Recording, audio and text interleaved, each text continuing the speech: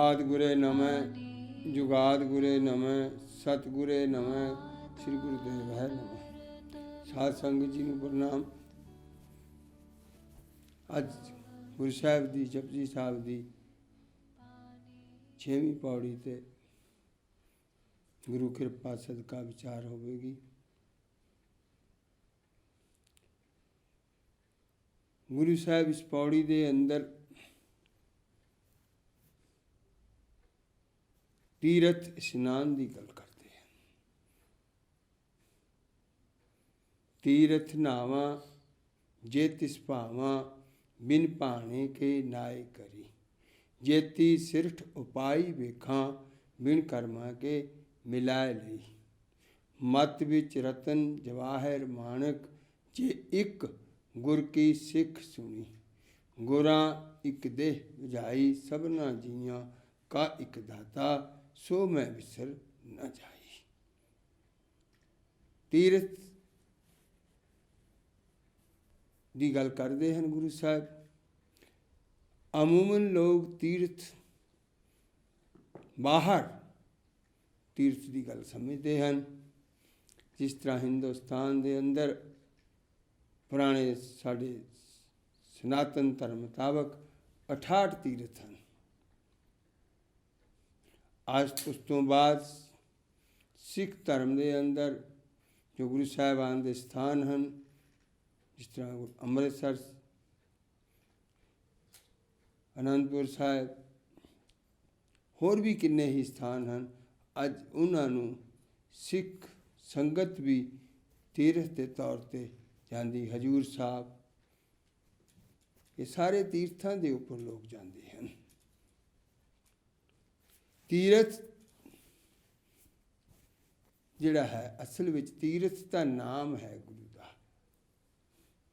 ਤੀਰਥ ਕੋਈ ਪਾਣੀ ਨਾਲ ਨਹਾਉਣ ਦੀ ਗੱਲ ਨਹੀਂ ਗੁਰੂ ਸਾਹਿਬ ਕਰਦੇ। ਤੀਰਥ ਤੋਂ ਭਾਵ ਕੋਈ ਇਸ ਤਰ੍ਹਾਂ ਦਾ ਨਹੀਂ ਕਿ ਜਿਸ ਤਰ੍ਹਾਂ ਅਸੀਂ ਕੋਈ ਪ੍ਰਯਾਗਰਾਜ ਇਸ਼ਨਾਨ ਕਰਕੇ ਆਉਂਦਾ ਹੈ, ਕੋਈ ਗੰਗਾ ਤੇ ਹਰਿਦੁਆਰ ਇਸ਼ਨਾਨ ਕਰਕੇ ਆਉਂਦਾ ਹੈ, ਜਾਂ ਕੋਈ ਹੋਰ ਜਗ੍ਹਾ ਵੀ ਐਸੀਆਂ ਹਨ। ਗੰਗੋਤਰੀ ਹੈ, ਬਦਰੀਨਾਥ ਹੈ। ਹਿੰਦੂ ਧਰਮ ਦੇ ਅੰਦਰ ਬੜੇ ਸਥਾਨ ਹਨ ਜਿੱਥੇ ਲੋਕ ਤੀਰਥ ਯਾਤਰਾ ਕਰਨ ਜਾਂਦੇ ਹਨ। ਉਸ ਵੇਲੇ ਸਮਾਜ ਦੇ ਅੰਦਰ ਇਹਨਾਂ ਤੀਰਥਾਂ ਦੇ ਬਾਰੇ ਬਹੁਤ ਜ਼ਿਕਰ ਸੀ। ਗੁਰੂ ਸਾਹਿਬ ਨੇ ਆਪਣੀ ਬਾਣੀ ਦੇ ਅੰਦਰ ਤੀਰਥ ਕੀ ਹੈ, ਤੀਰਥ ਦੀ ਗੱਲ ਦੱਸਦੇ ਹਨ। ਜੇ ਗੁਰੂ ਸਾਹਿਬ ਦੀ ਬਾਣੀ ਨੂੰ ਸਮਝਿਆ ਜਾਵੇ, ਬੜੀ ਕ੍ਰਾਂਤੀਕਾਰੀ ਬਾਣੀ ਹੈ ਉਹਨਾਂ ਦੀ। ਹਰ ਚੀਜ਼ ਨੂੰ ਬੜੇ ਸਾਇੰਟੀਫਿਕ ਢੰਗ ਨਾਲ ਗੁਰੂ ਸਾਹਿਬ ਨੇ ਲਿਆ, ਹਰ ਤਰੀਕੇ ਨਾਲ ਲਿਆ। ਕੋਈ ਭੁਲੇਖਾ ਨਹੀਂ ਰਹਿਣ ਦਿੱਤਾ। ਜੇ ਇੱਕ ਦੀ ਗੱਲ ਕੀਤੀ ਤਾਂ ਇੱਕ ਪਰਮੇਸ਼ਰ ਦੀ ਗੱਲ ਕੀਤੀ। ਇੱਕ ਨੂੰ ਹੀ ਗੁਰੂ ਕਿਹਾ, ਇੱਕ ਗੁਰੂ ਕਿਹਾ, ਗੁਰੂ ਹੀ ਬ੍ਰਹਮਾ, ਗੋਰਖ, ਪਾਰਵਤੀ ਮਾਈ, ਗੁਰ ਈਸ਼ਵਰ। ਭਾਵ ਗੁਰੂ ਨੂੰ ਸਾਰੇ ਪਦਵੀਆਂ ਗੁਰੂ ਸਾਹਿਬ ਨੇ ਦਿੱਤੀਆਂ। ਇਸੇ ਲਈ ਜੋ ਗੁਰਮਤਿ ਦੇ ਮੁਤਾਬਕ ਗੁਰੂ ਸਾਹਿਬ ਨੇ ਤੀਰਥ ਦੀ ਗੱਲ ਵੀ ਕੀਤੀ। ਤੀਰਥ ਨਾਵਾਂ ਜੇ ਤਿਸ ਭਾਵਾਂ ਬਿਨ ਭਾਣੇ ਕੇ ਨਾਏ ਕਰੀ। ਤੀਰਥ ਦਾ ਇਸ਼ਨਾਨ ਗੁਰੂ ਸਾਹਿਬ ਕਹਿੰਦੇ ਮੈਂ ਕਦੋਂ ਕਰ ਸਕਦਾ, ਜੇ ਤਿਸ ਭਾਵਾਂ, ਜੇ ਮੈਂ ਉਸ ਨੂੰ ਚੰਗਾ ਲੱਗਾ। ਬਿਨ ਭਾਣੇ ਕੇ ਨਾਏ ਕਰੀ, ਬਿਨਾ ਉਸ ਮਾਲਕ ਦੇ ਭਾਣੇ ਵਿੱਚ ਆਇਆ ਉਸ ਤੀਰਥ ਦਾ ਇਸ਼ਨਾਨ ਨਹੀਂ ਹੋ ਸਕਦਾ। ਤੀਰਥ ਸਾਰੇ 68 ਤੀਰਥਾਂ ਵਿੱਚੋਂ ਪ੍ਰਯਾਗਰਾਜ ਦਾ ਤੀਰਥ ਉੱਤਮ ਮੰਨਿਆ ਗਿਆ, ਵੱਡਾ ਤੀਰਥ ਮੰਨਿਆ ਗਿਆ। ਇਲਾਹਾਬਾਦ ਦੇ ਸਥਾਨ 'ਤੇ ਉੱਥੇ ਕੀ ਹੈ ਉਸ ਤੀਰਥ ਦਾ, ਕਿਸ ਤਰ੍ਹਾਂ ਮਹੱਤਤਾ ਹੈ। ਉੱਥੇ 3 ਦਰਿਆ ਗੰਗਾ, ਜਮਨਾ ਅਤੇ ਸਰਸਵਤੀ ਦਾ ਸੰਗਮ ਹੈ। ਮੇਲ ਹੈ ਇਹਨਾਂ ਤਿੰਨਾਂ ਨਦੀਆਂ ਦਾ।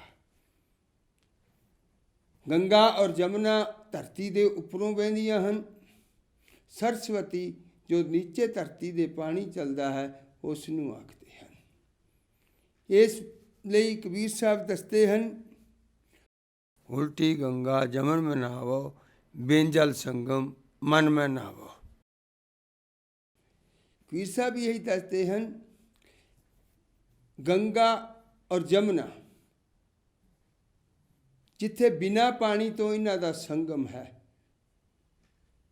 उसथे मन नूं नवाना।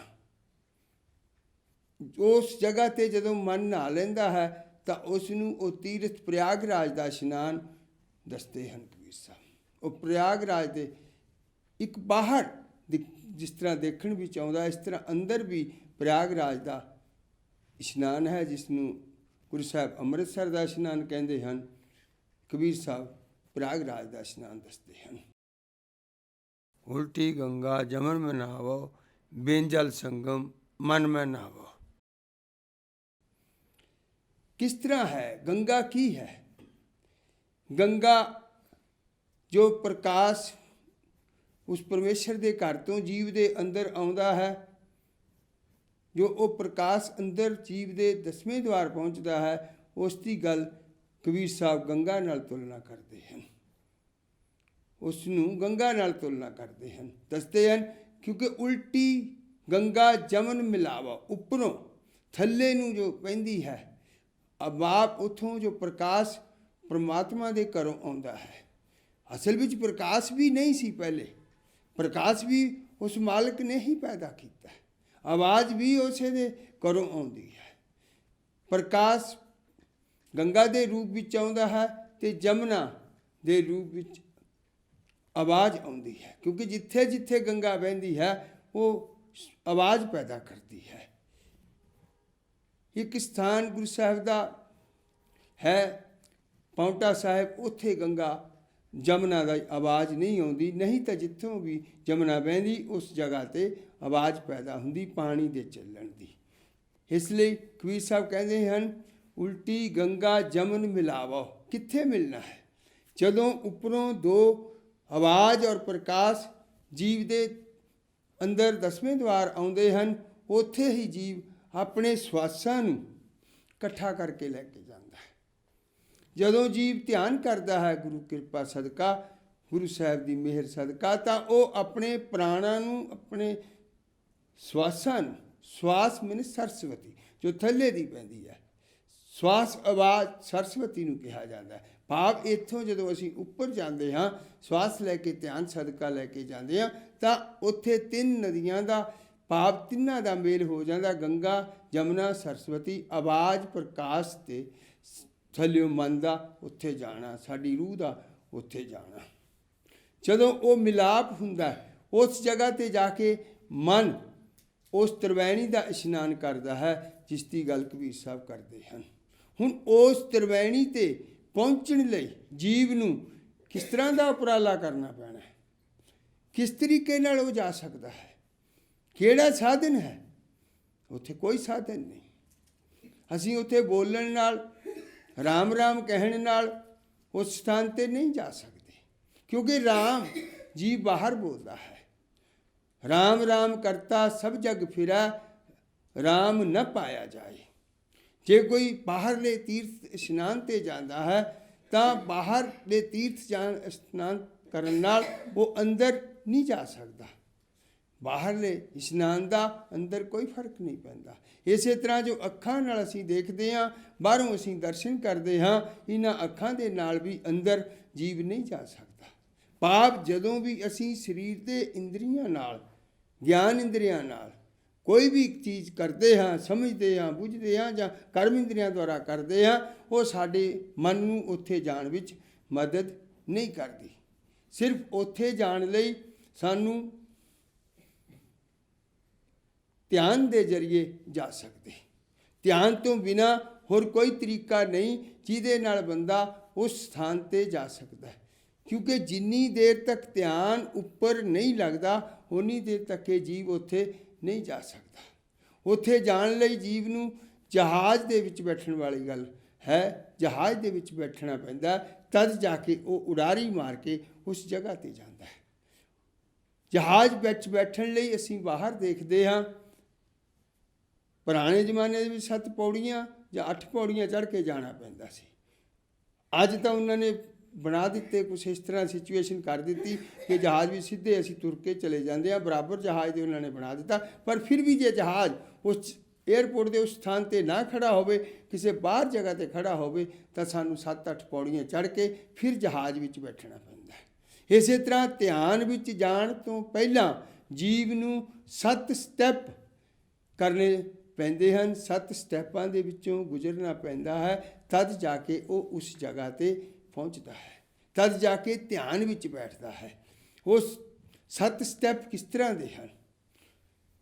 ਜਿਸ ਤਰ੍ਹਾਂ ਜਹਾਜ਼ ਦੀਆਂ ਪੌੜੀਆਂ ਹਨ ਚੜ੍ਹਨ ਦੇ ਲਈ, ਇਸੇ ਤਰ੍ਹਾਂ 7 ਸਟੈਪ ਹਨ। ਜਾਂ ਰਾਕਟ 'ਤੇ ਚੱਲਣ ਲਈ ਇੱਕ ਥੜਾ ਬਣਾਇਆ ਜਾਂਦਾ, ਉਸ 'ਤੇ ਰਾਹੀਂ ਰਾਕਟ ਉੱਪਰ ਉੱਡਦਾ ਹੈ, ਜਾਂ ਅਸੀਂ ਇਹ ਕਹਿ ਲਈਏ ਤਾਂ ਵੀ ਇੱਕੋ ਗੱਲ ਹੈ। ਤਾਂ ਉੱਥੇ ਜੀਵ ਨੂੰ ਜਾਣ ਲਈ 7 ਕਿਹੜੀਆਂ ਪੌੜੀਆਂ ਹਨ, ਕਿਹੜੇ ਸਟੈਪ ਹਨ, ਉਹਨਾਂ ਦੇ ਬਾਰੇ ਵਿਚਾਰ ਕਰੀਏ। ਸਭ ਤੋਂ ਪਹਿਲੇ ਸ਼ਰਧਾ ਦਾ ਹੋਣਾ ਜੀਵ ਲਈ ਬਹੁਤ ਜ਼ਰੂਰੀ ਹੈ। ਸ਼ਰਧਾ ਤੋਂ ਬਾਅਦ ਵਿਸ਼ਵਾਸ ਬਣਦਾ, ਵਿਸ਼ਵਾਸ ਦਾ ਸਟੈਪ ਲੈਣਾ, ਚੜ੍ਹਨਾ ਬਹੁਤ ਜ਼ਰੂਰੀ ਹੈ। ਉਸ ਤੋਂ ਬਾਅਦ ਜੀਵ ਦੇ ਅੰਦਰ ਤਾਂਘ ਦਾ ਹੋਣਾ ਵੀ ਬਹੁਤ ਜ਼ਰੂਰੀ ਹੈ। ਤਾਂਘ ਤੋਂ ਬਾਅਦ ਉਹਦੇ ਅੰਦਰ ਲਗਨ ਵੀ ਹੋਣੀ ਚਾਹੀਦੀ। ਲਗਨ ਤੋਂ ਬਾਅਦ ਉਸ ਨੂੰ ਚਾਅ ਹੋਣਾ ਚਾਹੀਦਾ ਉਸ ਮਾਲਕ ਨੂੰ ਮਿਲਣ ਦਾ।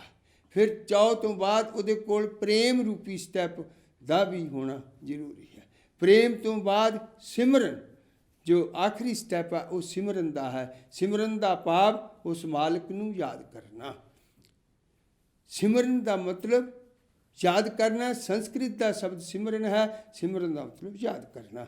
ਸਿਮਰਨ ਤੋਂ ਬਾਅਦ ਫਿਰ ਜੀਵ ਧਿਆਨ ਵਿੱਚ ਜਾਂਦਾ ਹੈ। ਨਹੀਂ, ਉਸ ਤੋਂ ਪਹਿਲਾਂ ਉਸ ਮਾਲਕ ਦੇ ਨਾਲ ਉਹਦਾ ਧਿਆਨ ਨਹੀਂ ਲੱਗ ਸਕਦਾ। ਜਦੋਂ ਅਸੀਂ ਧਿਆਨ ਕਿਸ ਚੀਜ਼ ਦਾ ਕਰਦੇ ਹਾਂ, ਸਾਡਾ ਧਿਆਨ ਕਿਸ ਵੱਲ ਜਾਂਦਾ ਹੈ। ਜਿਸ ਤਰ੍ਹਾਂ ਕੋਈ ਮੇਰਾ ਦੋਸਤ ਜਾਂ ਤੁਹਾਡਾ ਰਿਸ਼ਤੇਦਾਰ ਕਿਸੇ ਦਾ ਵੀ ਕਿਸੇ ਬਾਹਰ ਅਮਰੀਕਾ, ਕੈਨੇਡਾ ਜਾਂ ਕਿਸੇ ਵੀ ਮੁਲਕ ਦੇ ਵਿੱਚ ਵਸਦਾ ਹੋਵੇ, ਈਵਨ 200-400, 500, 1000 ਮੀਲ 'ਤੇ ਵਸਦਾ ਹੋਵੇ, ਤਾਂ ਜਦੋਂ ਅਸੀਂ ਉਸ ਨੂੰ ਯਾਦ ਕਰਦੇ ਹਾਂ ਤਾਂ ਯਾਦ ਕਰਨ ਨਾਲ ਸਾਡਾ ਧਿਆਨ ਉਸ ਵੱਲ ਜਾਂਦਾ ਹੈ। ਪਰ ਅਸੀਂ ਉਹਦੇ ਕੋਲੇ ਪਹੁੰਚ ਨਹੀਂ ਸਕਦੇ। ਉਹਨੂੰ ਯਾਦ ਤਾਂ ਕਰ ਸਕਦੇ ਹਾਂ, ਯਾਦ ਕਰਨ ਨਾਲ ਪਹੁੰਚਦੇ ਨਹੀਂ। ਪਰ ਜਦ ਅਸੀਂ ਧਿਆਨ ਕਰਕੇ ਉਸ ਜਹਾਜ਼ ਵਿੱਚ ਬੈਠਦੇ ਹਾਂ ਤਾਂ ਅਸੀਂ ਉਸ ਨੂੰ ਜਾ ਕੇ ਮਿਲ ਸਕਦੇ ਹਾਂ। ਯਾਦ ਕਰਨਾ, ਇਸ ਯਾਦ ਤਾਂ ਹਰ ਕੋਈ ਬੱਚਿਆਂ ਨੂੰ ਕਰਦਾ ਹੈ, ਕੋਈ ਕਾਰੋਬਾਰ ਨੂੰ ਯਾਦ ਕਰਦਾ ਹੈ, ਕੋਈ ਕਿਸੇ ਚੀਜ਼ ਨੂੰ ਹੋਰ ਨੂੰ ਯਾਦ ਕਰਦਾ ਹੈ। ਭਾਵ ਹਰ ਇੱਕ ਚੀਜ਼ ਨੂੰ ਅਸੀਂ ਯਾਦ ਕਰਦੇ ਹਾਂ। ਦੁਨੀਆ ਦੇ ਅੰਦਰ ਜਿਸ ਚੀਜ਼ ਨੂੰ ਅਸੀਂ ਯਾਦ ਕਰਦੇ ਹਾਂ, ਰਿਸ਼ਤਿਆਂ ਨੂੰ ਯਾਦ ਕਰਦੇ ਹਾਂ, ਤਾਂ ਸਾਡਾ ਧਿਆਨ ਉਹਨਾਂ ਰਿਸ਼ਤਿਆਂ ਵੱਲ ਜਾਂਦਾ। ਕਿਸੇ ਜੀਵ ਦਾ ਬੱਚਾ ਬਿਮਾਰ ਹੋਵੇ ਤਾਂ ਉਹ ਬੱਚੇ ਨੂੰ ਯਾਦ ਕਰਦਾ ਹੈ, ਤਾਂ ਭਾਵ ਉਹਦਾ ਧਿਆਨ ਬੱਚੇ ਵਿੱਚ ਜਾਂਦਾ ਹੈ। ਜਾਂ ਉਸ ਦੇ ਮਾਂ-ਬਾਪ ਬਿਮਾਰ ਹੈ, ਜਾਂ ਕੋਈ ਕਾਰੋਬਾਰ ਕੰਮ ਖਰਾਬ ਹੈ, ਜਾਂ ਕਿਸੇ ਹੋਰ ਤਰੀਕੇ ਨਾਲ ਉਹਨੂੰ ਕੋਈ ਪ੍ਰੋਬਲਮ ਹੈ, ਤਾਂ ਉਹ ਉਸ ਆਪਣੀ ਪ੍ਰੋਬਲਮ ਨੂੰ, ਉਸ ਮੁਸ਼ਕਿਲ ਨੂੰ ਯਾਦ ਕਰਦਾ, ਤਾਂ ਉਸ ਦਾ ਧਿਆਨ ਉਸ ਮੁਸ਼ਕਿਲ ਵੱਲ ਜਾਂਦਾ ਜਿਸ ਵੱਲ ਉਸ ਨੂੰ, ਜਿਹਨੂੰ ਉਹ ਯਾਦ ਕਰਦਾ ਹੈ। ਇਸੇ ਤਰ੍ਹਾਂ ਜਦੋਂ ਅਸੀਂ ਪਰਮੇਸ਼ਰ ਨੂੰ ਯਾਦ ਕਰਦੇ ਹਾਂ ਤਾਂ ਸਾਡਾ ਧਿਆਨ ਪਰਮੇਸ਼ਰ ਦੇ ਚਰਨਾਂ ਵਿੱਚ ਜਾਂਦਾ ਹੈ, ਸਤਿਗੁਰੂ ਦੇ ਚਰਨਾਂ ਵਿੱਚ ਜਾਂਦਾ ਹੈ। ਇਸੇ ਲਈ ਗੁਰੂ ਅਰਜਨ ਦੇਵ ਪਾਤਸ਼ਾਹ ਕਹਿੰਦੇ ਹਨ, ਪ੍ਰਭ ਕਾ ਸਿਮਰਨ ਸਭ ਤੇ ਉੱਚਾ। ਪ੍ਰਭੂ ਦਾ ਸਿਮਰਨ ਸਾਰਿਆਂ ਤੋਂ ਉੱਚਾ ਕਿਉਂ ਹੈ? ਕਿਉਂਕਿ ਜਦੋਂ ਜੀਵ ਪਰਮਾਤਮਾ ਨੂੰ ਯਾਦ ਕਰਦਾ ਹੈ ਤਾਂ ਉਸ ਦਾ ਪਰਮਾਤਮਾ ਦੇ ਚਰਨਾਂ 'ਚ ਧਿਆਨ ਲੱਗਦਾ ਹੈ। ਜਦੋਂ ਪਰਮਾਤਮਾ ਦੇ ਸਤਿਗੁਰੂ ਦੇ ਚਰਨਾਂ ਵਿੱਚ ਧਿਆਨ ਲੱਗਦਾ ਤਾਂ ਸਤਿਗੁਰੂ ਦੇ ਚਰਨਾਂ ਵਿੱਚ ਧਿਆਨ ਬਾਰ-ਬਾਰ ਲਾਉਣ ਨਾਲ ਉਸ ਨੂੰ ਗੁਰੂ ਸਾਹਿਬ ਦੇ ਚਰਨਾਂ 'ਚੋਂ ਅੰਮ੍ਰਿਤ ਪ੍ਰਾਪਤ ਹੁੰਦਾ ਹੈ। ਜਿਨ ਕੋ ਪੂਰਬ ਲਿਖਿਆ ਤਿਨਾ ਸਤਿਗੁਰ ਚਰਨ ਗਹੇ। ਉਸ ਕਹਿੰਦੇ ਜਿਨ੍ਹਾਂ ਨੇ ਪੂਰਬਲੇ ਭਾਗਾਂ ਵਿੱਚ ਲਿਖਿਆ ਉਹੀ ਸਤਿਗੁਰੂ ਦੇ ਚਰਨਾਂ ਨੂੰ ਗਾਉਂਦੇ ਹਨ, ਉਹੀ ਉਸ ਦੇ ਚਰਨਾਂ ਦਾ ਧਿਆਨ ਕਰਦੇ ਹਨ। ਸਤਿਗੁਰ ਚਰਨ ਗਹੇ। ਜੇ ਅਸੀਂ ਇੱਕ ਵਾਰੀ ਚਰਨਾਂ ਦਾ ਧਿਆਨ ਕਰੀਏ, ਅਸੀਂ ਚਰਨਾਂ ਨੂੰ ਗਾਉਣਾ ਨਹੀਂ ਕਹਿ ਸਕਦੇ। ਧਿਆਨ ਇੱਕ ਵਾਰੀ ਕਰਨ ਨਾਲ ਉਹ ਕੰਮ ਨਹੀਂ ਬਣਦਾ, ਅੰਮ੍ਰਿਤ ਦੀ ਪ੍ਰਾਪਤੀ ਨਹੀਂ ਹੁੰਦੀ। ਬਾਰ-ਬਾਰ ਧਿਆਨ ਕਰਨ ਨਾਲ ਅੰਮ੍ਰਿਤ ਦੀ ਪ੍ਰਾਪਤੀ ਹੁੰਦੀ। ਪੁਰਾਣੇ ਜ਼ਮਾਨੇ ਦੇ ਵਿੱਚ ਕਿਸਾਨ ਕਣਕ ਕੱਟਦੇ ਸਨ, ਉਸ ਨੂੰ ਗਾਉਂਦੇ ਸਨ ਫਲਿਆਂ ਦੇ ਦੁਆਰਾ, ਤਾਂ ਉਹਦੇ ਵਿੱਚੋਂ ਕਣਕ ਪ੍ਰਾਪਤ ਕਰਦੇ ਸਨ, ਤੂੜੀ ਇੱਕ ਪਾਸੇ ਹੋ ਜਾਂਦੀ ਸੀ। ਇਸੇ ਤਰ੍ਹਾਂ ਜਦੋਂ ਅਸੀਂ ਗੁਰੂ ਸਾਹਿਬ ਦੇ ਚਰਨਾਂ ਨੂੰ ਬਾਰ-ਬਾਰ ਗਾਉਂਦੇ ਹਾਂ, ਭਾਵ ਬਾਰ-ਬਾਰ ਅਸੀਂ ਉੱਥੇ ਆਪਣਾ ਧਿਆਨ ਲੈ ਕੇ ਜਾਂਦੇ ਹਾਂ, ਤਾਂ ਸਾਨੂੰ ਉਸ ਗੁਰੂ ਸਾਹਿਬ ਦੇ ਚਰਨਾਂ 'ਚੋਂ ਅੰਮ੍ਰਿਤ ਪ੍ਰਾਪਤ ਹੁੰਦਾ ਹੈ। ਜਦੋਂ ਅਸੀਂ ਯਾਦ ਕਰਦੇ ਹਾਂ ਤਾਂ ਸਾਡਾ ਉੱਥੇ ਧਿਆਨ ਜਾਂਦਾ। ਇਸੇ ਲਈ ਗੁਰੂ ਅਰਜਨ ਦੇਵ ਪਾਤਸ਼ਾਹ ਕਹਿੰਦੇ ਹਨ, ਪ੍ਰਭ ਕਾ ਸਿਮਰਨ ਸਭ ਤੇ ਉੱਚਾ। ਜਦੋਂ ਅਸੀਂ ਗੁਰੂ ਸਾਹਿਬ ਨੂੰ ਯਾਦ ਕਰਾਂਗੇ ਤਾਂ ਸਾਡਾ ਧਿਆਨ ਗੁਰੂ ਚਰਨਾਂ ਵਿੱਚ ਜਾਏਗਾ। ਜੇ ਅਸੀਂ ਕਾਰੋਬਾਰ ਨੂੰ ਯਾਦ ਕਰਾਂਗੇ, ਬਾਲ ਬੱਚਿਆਂ ਨੂੰ ਯਾਦ ਕਰਾਂਗੇ, ਜਾਂ ਕਿਸੇ ਨੂੰ ਵੀ ਹੋਰ ਯਾਦ ਕਰਾਂਗੇ, ਕੋਈ ਦੇਵੀ ਦੇਵਤਿਆਂ ਨੂੰ, ਕੋਈ ਰਿੱਧਾਂ ਸਿੱਧਾਂ ਨੂੰ, ਕੋਈ ਸ਼ਹੀਦਾਂ ਨੂੰ, ਕੋਈ ਪੀਰਾਂ ਨੂੰ, ਫਕੀਰਾਂ ਨੂੰ ਯਾਦ ਕਰਦਾ, ਕਿਸੇ ਬੰਦੇ ਨੂੰ ਯਾਦ ਕਰਦਾ ਤਾਂ ਉਹਦਾ ਧਿਆਨ ਉਸ ਵੱਲ ਜਾਂਦਾ ਹੈ। ਜੇ ਪਰਮੇਸ਼ਰ ਨੂੰ ਯਾਦ ਕਰਦਾ ਤਾਂ ਉਹਦਾ ਧਿਆਨ ਪਰਮੇਸ਼ਰ ਵੱਲ ਜਾਂਦਾ ਹੈ। ਪਰਮੇਸ਼ਰ ਕਿੱਥੇ ਵਸਦਾ ਹੈ? ਪਰਮੇਸ਼ਰ ਸਾਡੇ ਗਗਨ ਵਿੱਚ ਵਸਦਾ ਹੈ। ਸਾਚਾ ਬਾਦਸ਼ਾਹ ਪੁਰ ਗਗਨ ਅੰਦਰ। ਉਸ ਕਹਿੰਦੇ ਸੱਚ ਦਾ ਬਾਦਸ਼ਾਹ ਜਿਹੜਾ ਉਹ ਗਗਨ ਅੰਦਰ ਦੇ ਵਿੱਚ ਹੈ। ਗਗਨ ਅੰਤਰ ਇਸ ਹਿੱਸੇ ਨੂੰ ਕਹਿੰਦੇ ਹਨ। ਜਦੋਂ ਜੀਵ ਇਸ ਹਿੱਸੇ ਦੇ ਵਿੱਚ ਧਿਆਨ ਲਾਉਂਦਾ ਹੈ ਤਾਂ ਉਸ ਨੂੰ ਸਪਿਰਚੁਅਲ ਮੈਡੀਟੇਸ਼ਨ ਕਿਹਾ ਜਾਂਦਾ ਹੈ। ਜਦੋਂ ਜੀਵ ਇੱਥੇ ਧਿਆਨ ਲਾਉਂਦਾ ਤਾਂ ਉਸ ਨੂੰ ਅਸੀਂ ਸਿੰਪਲ ਮੈਡੀਟੇਸ਼ਨ ਆਖਦੇ ਹਾਂ। ਜਦੋਂ ਜੀਵ ਸਿੰਪਲ ਮੈਡੀਟੇਸ਼ਨ ਕਰਦਾ ਉਹਦਾ ਧਿਆਨ ਧਰਤੀ 'ਤੇ ਚੱਲਣ ਬਰਾਬਰ ਹੈ। ਜਦੋਂ ਜੀਵ ਸਪਿਰਚੁਅਲ ਮੈਡੀਟੇਸ਼ਨ ਕਰਦਾ ਉਸ ਨੂੰ ਅਸਮਾਨ ਵਿੱਚ, ਆਕਾਸ਼ ਵਿੱਚ ਧਿਆਨ ਲਾਉਣਾ, ਭਾਵ ਉਡਾਰੀ ਨਾਲ ਜਾਣਾ। ਉਡਾਰੀ ਜਹਾਜ਼ ਵਿੱਚ ਬੈਠ ਕੇ ਕੀਤੀ ਜਾ ਸਕਦੀ, ਪੈਦਲ ਕੀਤੇ ਨਹੀਂ ਜਾ ਸਕਦੀ। ਉਹ ਉਡਾਰੀ ਜਹਾਜ਼ ਦੀ ਮਦਦ ਤੋਂ ਬਿਨਾਂ ਨਹੀਂ ਲੱਗਦੀ। ਗੁਰੂ ਕਿਰਪਾ ਤੋਂ ਬਿਨਾਂ ਸਪਿਰਚੁਅਲ ਮੈਡੀਟੇਸ਼ਨ ਨਹੀਂ ਹੋ ਸਕਦੀ। ਮੈਡੀਟੇਸ਼ਨ ਦੇ ਲਈ ਨਾ ਕਿਸੇ ਗੁਰੂ ਦੀ ਲੋੜ, ਨਾ ਕਿਸੇ ਤੋਂ ਸਿੱਖਿਆ ਲੈਣ ਦੀ ਲੋੜ, ਨਾ ਕਿਸੇ ਤੋਂ ਸਮਝਣ ਦੀ ਲੋੜ, ਨਾ ਪੁੱਛਣ ਦੀ ਲੋੜ। ਅੱਖਾਂ ਬੰਦ ਕਰੋ ਤਾਂ ਆਪਣੇ ਆਪ ਧਿਆਨ ਤੁਹਾਡਾ ਇਸ ਜਗ੍ਹਾ 'ਤੇ ਜਾਏਗਾ। ਇਸ ਨੂੰ ਕਹਿੰਦੇ ਹਨ ਸਿੰਪਲ ਮੈਡੀਟੇਸ਼ਨ। ਜਿਹੜਾ ਉੱਪਰ ਦਾ ਧਿਆਨ ਹੈ ਉਹ ਅਧਿਆਤਮਿਕ ਧਿਆਨ ਹੈ। ਉਹਦੇ ਲਈ ਗੁਰੂ ਕਿਰਪਾ ਦਾ ਹੋਣਾ ਬਹੁਤ ਜ਼ਰੂਰੀ ਹੈ। ਇਸੇ ਲਈ ਗੁਰੂ ਸਾਹਿਬ ਜਦੋਂ ਵੀ ਗੱਲ ਕਰਦੇ ਹਨ ਕਿ ਜੇ ਤੂੰ ਭਗਤੀ ਕਰਨੀ ਪਾਈ, ਬਿਨਾਂ ਗੁਰੂ ਤੋਂ, ਸਤਿਗੁਰੂ ਤੋਂ ਭਗਤੀ ਨਹੀਂ ਹੋ ਸਕਦੀ। ਭਗਤੀ ਜਿਹੜੀ ਹੈ ਬਿਨਾਂ ਸਤਿਗੁਰੂ ਦੀ ਕਿਰਪਾ ਤੋਂ ਨਹੀਂ ਹੋ ਸਕਦੀ, ਕਿਉਂਕਿ ਬਿਨਾਂ ਸਤਿਗੁਰੂ ਤੋਂ ਉਸ ਜਹਾਜ਼ ਵਿੱਚ ਨਹੀਂ ਪਹੁੰਚਿਆ ਜਾ ਸਕਦਾ। ਉਹ ਜਹਾਜ਼ ਦੇ ਵਿੱਚ ਬੈਠ ਕੇ ਹੀ ਉਸ ਗੁਰੂ ਸਾਹਿਬ ਦੇ ਚਰਨਾਂ ਵਿੱਚ ਜਾਇਆ ਜਾ ਸਕਦਾ, ਜਿਹੜਾ ਗੁਰੂ ਕਿਰਪਾ ਤੋਂ ਬਿਨਾਂ ਨਹੀਂ ਹੋ ਸਕਦਾ। ਹੁਣ ਪ੍ਰਭ ਕਾ ਸਿਮਰਨ ਸਭ ਤੇ ਉੱਚਾ। ਅਸੀਂ ਸਿਮਰਨ ਕਿਸ ਦਾ ਕਰਦੇ ਹਾਂ? ਯਾਦ ਅਸੀਂ ਕਿਸ ਨੂੰ ਕਰਦੇ ਹਾਂ? ਯਾਦ ਵੀ ਹਰ ਇੱਕ ਨੂੰ ਨਹੀਂ। ਯਾਦ ਕਿਹਨੂੰ ਕਰੋਗੇ? ਯਾਦ ਕਰਨ ਦਾ ਕੋਈ ਫਾਇਦਾ ਨਹੀਂ ਕਿਸੇ ਹੋਰ ਨੂੰ ਬਿਨਾਂ ਪਰਮੇਸ਼ਰ ਤੋਂ। ਜਦੋਂ ਅਸੀਂ ਪਰਮੇਸ਼ਰ ਨੂੰ ਯਾਦ ਕਰਦੇ ਹਾਂ, ਪਰਮੇਸ਼ਰ ਨੂੰ ਕਦੋਂ ਯਾਦ ਕਰਦੇ ਹਾਂ? ਜਦੋਂ ਸਾਡੇ ਮਨ ਵਿੱਚ ਪਰਮੇਸ਼ਰ ਦੇ ਲਈ, ਸਤਿਗੁਰੂ ਦੇ ਲਈ ਪ੍ਰੇਮ ਪੈਦਾ ਹੁੰਦਾ ਹੈ। ਜਿਹਦੇ ਨਾਲ ਸਾਡਾ ਪ੍ਰੇਮ ਨਾ ਹੋਵੇ ਅਸੀਂ ਉਹਨੂੰ ਯਾਦ ਨਹੀਂ ਕਰਦੇ। ਪ੍ਰੇਮ ਤੋਂ ਬਿਨਾਂ ਦੂਜੇ ਨੂੰ ਯਾਦ ਨਹੀਂ ਕੀਤਾ ਜਾਂਦਾ। ਵਿਚਾਰ ਕੇ ਦੇਖੀਏ, ਦੁਨੀਆ ਵਿੱਚ ਸਾਡੇ ਕਿਤਨੇ ਰਿਸ਼ਤੇ ਹਨ, ਕਿਤਨੇ ਸੰਬੰਧ ਹਨ, ਅਸੀਂ ਉਹਨਾਂ ਨੂੰ ਯਾਦ ਨਹੀਂ ਕਰਦੇ ਸਾਰਿਆਂ ਰਿਸ਼ਤਿਆਂ ਨੂੰ। ਪਰ ਜਿਸ ਰਿਸ਼ਤੇ ਨਾਲ ਸਾਡਾ ਪ੍ਰੇਮ ਹੁੰਦਾ ਅਸੀਂ ਉਸੇ ਨੂੰ ਯਾਦ ਕਰਦੇ ਹਾਂ, ਦੂਸਰੇ ਨੂੰ ਯਾਦ ਨਹੀਂ ਕਰਦੇ। ਜਿਨ ਪ੍ਰੇਮ ਕੀਓ ਤਿਨ ਹੀ ਪ੍ਰਭ ਪਾਇਓ। ਭਾਵ ਜਿਨ੍ਹਾਂ ਨੇ ਉਸ ਮਾਲਕ ਨਾਲ ਪ੍ਰੇਮ ਕੀਤਾ ਉਹਨਾਂ ਨੇ ਹੀ ਮਾਲਕ ਨੂੰ ਯਾਦ ਕੀਤਾ। ਦੂਜੇ ਉਸ ਮਾਲਕ ਨੂੰ ਯਾਦ ਨਹੀਂ ਕਰਦੇ, ਦੂਸਰਿਆਂ ਰਿਸ਼ਤਿਆਂ ਵਿੱਚ ਹੀ ਫਸੇ ਰਹਿ ਜਾਂਦੇ ਹਨ। ਪ੍ਰੇਮ ਜੋ ਹੈ ਉਹੀ ਉਸ ਮਾਲਕ ਦੇ ਘਰ ਲਿਜਾਣ ਵਿੱਚ ਸਹਾਈ ਹੁੰਦਾ। ਪ੍ਰੇਮ ਦੇ ਸਦਕਾ ਹੀ ਉਸ ਮਾਲਕ ਨੂੰ ਯਾਦ ਕੀਤਾ ਜਾਂਦਾ। ਯਾਦ ਕਰਨ ਦੇ ਸਦਕਾ ਹੀ ਸਾਡਾ ਧਿਆਨ ਗੁਰੂ ਚਰਨਾਂ ਵਿੱਚ ਜਾਂਦਾ, ਪਰਮੇਸ਼ਰ ਵੱਲ ਜਾਂਦਾ ਹੈ। ਅਸੀਂ ਪ੍ਰੇਮ ਕਿਸ ਨੂੰ ਕਰਦੇ ਹਾਂ? ਜਿਸ ਨਾਲ ਅਸੀਂ ਮਿਲਣ ਦਾ ਚਾਅ ਹੁੰਦਾ ਹੈ, ਜਿਹਦੇ ਨਾਲ ਮਿਲਣ ਲਈ ਸਾਡੀ ਚਾਅ ਹੋਵੇ ਅਸੀਂ ਉਸੇ ਨੂੰ ਯਾਦ ਕਰਦੇ ਹਾਂ। ਚਾਅ ਜਿਹੜਾ ਹੈ ਜੇ ਅਗਰ ਨਾ ਹੋਵੇ ਮਨ ਵਿੱਚ ਜੀਵ ਦੇ ਤਾਂ ਉਹ ਉਸ ਨੂੰ ਯਾਦ, ਪ੍ਰੇਮ ਨਹੀਂ ਕਰਦਾ। ਚਾਅ ਜਿਹੜਾ ਹੈ ਉਸ ਦਾ ਪਹਿਲਾ ਸਟੈਪ ਹੈ ਪ੍ਰੇਮ ਦੇ ਵਿੱਚ ਜਾਣ ਦੇ ਲਈ। ਬਿਸਰ ਨਹੀਂ ਦਤਾਰ ਆਪਣਾ ਨਾਮ ਦਿਓ। ਗੁਰੂ ਸਾਹਿਬ ਕਹਿੰਦੇ ਹੇ ਸੱਚੇ ਪਾਤਸ਼ਾਹ, ਮੈਨੂੰ ਭੁੱਲੋ ਨਾ, ਮੈਨੂੰ ਭੁਲਾਓ ਨਾ, ਮੇਰੇ ਯਾਦ ਰਹੋ, ਮੈਂ ਤੁਹਾਨੂੰ ਯਾਦ ਰੱਖਾਂ, ਬਿਸਰੋ ਨਾ। ਬਿਸਰ ਨਹੀਂ ਦਤਾਰ ਆਪਣਾ ਨਾਮ ਦਿਓ, ਮੈਨੂੰ ਆਪਣਾ ਨਾਮ ਦਿਓ। ਨਾਮ ਦੇਣ ਤੋਂ ਬਾਅਦ ਕੀ ਹੁੰਦਾ? ਜਦੋਂ ਨਾਮ ਗੁਰੂ ਸਾਹਿਬ ਦਿੰਦੇ ਹਨ ਤਾਂ ਬੰਦੇ ਦਾ ਮਨ ਉਸ ਪਾਸੇ ਜਾਂਦਾ ਹੈ। ਨਾਮ ਦੇਣਾ, ਸ਼ਬਦ ਦੇਣਾ, ਇਹ ਨਹੀਂ ਗੱਲ ਇਸ ਤਰ੍ਹਾਂ ਦੀ ਜਿਸ ਤਰ੍ਹਾਂ ਦੀ ਅਸੀਂ ਕੋਈ ਕਹੀਏ ਕਿ ਕਿਸੇ ਨੇ ਕਹਿ ਦਿੱਤਾ ਕਿ ਨਾਮ ਦੇ ਦਿੱਤਾ ਜਾਂ ਬੋਲ ਕੇ ਦੇ ਦਿੱਤਾ। ਇਸ ਤਰ੍ਹਾਂ ਦੀ ਅਵਸਥਾ ਨਹੀਂ ਹੈ। ਨਾਮ ਦਿਓ ਦਾ ਭਾਵ ਨਾਮ ਕੀ ਹੈ? ਇਹ ਸਤਿਗੁਰੂ ਸਾਹਿਬ ਦੱਸਦੇ ਹਨ, ਗੁਰੂ ਨਾਨਕ ਸਾਹਿਬ, ਸਤ ਸੰਗਤ ਕੈਸੀ ਜਾਣੀਐ ਜਿੱਥੇ ਇੱਕੋ ਨਾਮ ਪਖਾਣੀ ਹੈ। ਏਕੋ ਨਾਮ ਹੁਕਮ ਹੈ, ਨਾਨਕ ਸਤਿਗੁਰ ਦੀਆ ਬਜਾਏ। ਨਾਮ ਇੱਕ ਹੁਕਮ ਹੈ, ਹੁਕਮੀ ਹੋਵਨ ਆਕਾਰ, ਹੁਕਮ ਨਾ ਕਿਹਾ ਜਾਈ। ਨਾ ਹੁਕਮ ਦੇ ਬਾਰੇ, ਨਾਮ ਦੇ ਬਾਰੇ ਕੋਈ ਕਹਿ ਨਹੀਂ ਸਕਦਾ। ਪਰ ਗੁਰੂ ਸਾਹਿਬ ਫਿਰ ਵੀ ਕਹਿੰਦੇ ਹਨ, ਹੇ ਸੱਚੇ ਪਾਤਸ਼ਾਹ ਮੈਨੂੰ ਨਾਮ ਦਿਓ, ਭਾਵ ਪਰਮਾਤਮਾ ਦਾ ਧਿਆਨ ਦਿਓ, ਮੈਨੂੰ ਮੇਰੇ 'ਤੇ ਕਿਰਪਾ ਕਰੋ ਕਿ ਮੈਂ ਉਹਨੂੰ ਚਾਅ ਨਾਲ ਯਾਦ ਕਰਦਾ ਰਹਾਂ। ਵਿਸਰ ਨਹੀਂ ਦਤਾਰ ਆਪਣਾ ਨਾਮ ਦਿਓ, ਗੁਣ ਗਾਵਾਂ ਦਿਨ ਰਾਤ ਨਾਨਕ ਚਾਉ ਇਹੋ। ਫਿਰ ਗਾਵਾਂ ਕਿਸ ਤਰ੍ਹਾਂ? ਚਾਉ ਦੇ ਨਾਲ, ਹਲਾਂਬੇ ਦੇ ਨਾਲ ਨਹੀਂ। ਇਹ ਨਹੀਂ ਕਿ ਮੈਂ ਘੰਟਾ ਸਵੇਰੇ ਪਾਠ ਕਰ ਲਿਆ, ਸ਼ਾਮ ਨੂੰ ਅੱਧਾ ਘੰਟਾ ਕਰ ਲਿਆ, ਰਹਿ ਰਾਸ ਸਾਹਿਬ ਦਾ ਕਰ ਲਿਆ, ਜਪਜੀ ਸਾਹਿਬ ਦਾ ਕਰ ਲਿਆ, ਸੁਖਮਨੀ ਸਾਹਿਬ ਦਾ ਕਰ ਲਿਆ, ਮਤਲਬ ਇੱਕ ਕਾਰਵਾਈ ਦੇ ਤੌਰ 'ਤੇ, ਫਾਰਮੈਲਿਟੀ ਦੇ ਤੌਰ 'ਤੇ। ਇਹ ਨਹੀਂ ਗੁਰੂ ਸਾਹਿਬ ਕਹਿੰਦੇ ਚਾਅ ਨਾਲ।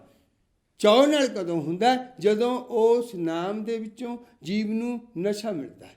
ਨਾਮ ਦੇ ਅੰਦਰ ਨਸ਼ਾ ਹੈ, ਉਸ ਨਸ਼ੇ ਦੇ ਸਦਕਾ ਜੀਵ ਦਾ ਉਸ ਮਾਲਕ ਦੇ ਨਾਲ ਚਾਅ ਬਣਿਆ ਰਹਿੰਦਾ, ਉਸ ਦੇ ਨਾਲ ਜੁੜਨ ਦਾ ਮਨ ਵਿੱਚ ਚਾਅ ਬਣਿਆ ਰਹਿੰਦਾ। ਜਿਹਦੇ ਨਾਲ ਜੁੜਨ ਲਈ ਚਾਅ ਬਣਿਆ ਰਹਿੰਦਾ ਅਤੇ ਉਹਦੇ ਪ੍ਰਤੀ ਪ੍ਰੇਮ ਪੈਦਾ ਹੋ ਜਾਂਦਾ। ਪ੍ਰੇਮ ਪੈਦਾ ਹੋਣ ਦੇ ਸਦਕਾ ਫਿਰ ਉਸ ਨਾਲ ਉਸ ਨੂੰ ਜੀਵ ਯਾਦ ਕਰਦਾ ਹੈ, ਪਰਮਾਤਮਾ ਨੂੰ, ਭਾਵ ਸਤਿਗੁਰੂ ਨੂੰ ਯਾਦ ਕਰਦਾ ਹੈ। ਸੋ ਗੁਰੂ ਸਾਹਿਬ ਕਹਿੰਦੇ ਹਨ, ਫਿਸਰ ਨਹੀਂ ਦਤਾਰ ਆਪਣਾ ਨਾਮ ਦਿਓ, ਗੁਣ ਗਾਵਾਂ ਦਿਨ ਰਾਤ। ਮੈਂ ਦਿਨ ਰਾਤ ਤੇਰੀ ਗੱਲ ਕਰਾਂ। ਜਿਸ ਨਾਲ ਜਿਹਨੂੰ ਚਾਅ ਹੁੰਦਾ, ਜੇ ਕਿਸੇ ਨੂੰ ਕਿਸੇ ਗੱਲ ਦਾ ਚਾਅ ਹੋਵੇ, ਬਾਰ-ਬਾਰ ਉਸੇ ਦੀਆਂ ਗੱਲਾਂ ਕਰੀ ਜਾਂਦਾ। ਜਿਸ ਨੂੰ ਸਤਿਗੁਰੂ ਨਾਲ, ਪਰਮੇਸ਼ਰ ਨਾਲ ਮਿਲਣ ਦਾ ਚਾਅ ਹੁੰਦਾ, ਬਾਰ-ਬਾਰ ਉਸੇ ਦੀਆਂ ਗੱਲਾਂ ਕਰਦਾ। ਕਈ ਵਾਰੀ ਜੀਵ ਮਿਲਦੇ ਹਨ ਤਾਂ ਉਹ ਪਰਮੇਸ਼ਰ ਦੀ ਗੱਲ ਕਰਨ ਦੀ ਬਜਾਏ ਦੁਨੀਆਦਾਰੀ ਦੀ ਗੱਲ ਕਰਦੇ ਹਨ। ਪਰ ਜਿਸ ਬੰਦੇ ਨੂੰ ਲਗਨ ਲੱਗੀ ਹੁੰਦੀ, ਜਿਸ ਬੰਦੇ ਨੂੰ ਚਾਅ ਬਣਿਆ ਹੁੰਦਾ, ਉਹ ਬਿਨਾਂ ਰੱਬ ਤੋਂ ਦੂਜੀ ਗੱਲ ਨਹੀਂ ਕਰਦਾ। ਪਰ ਉਸ ਚਾਅ ਦੀ ਅਵਸਥਾ ਵਿੱਚ ਜਾਣ ਲਈ ਜੀਵ ਦੇ ਅੰਦਰ ਲਗਨ ਦਾ ਹੋਣਾ ਜ਼ਰੂਰੀ ਹੈ। ਜੇ ਅਗਰ ਲਗਨ ਨਾ ਹੋਵੇ ਤਾਂ ਉਹ ਗੱਲ ਨਹੀਂ ਬਣਦੀ। ਲਗਨ ਹੀ ਉਸ ਤੋਂ ਪਹਿਲਾ ਸਟੈਪ ਲਗਨ ਹੈ, ਜਿਹੜਾ ਚਾਅ ਬਣਾਉਂਦਾ ਹੈ।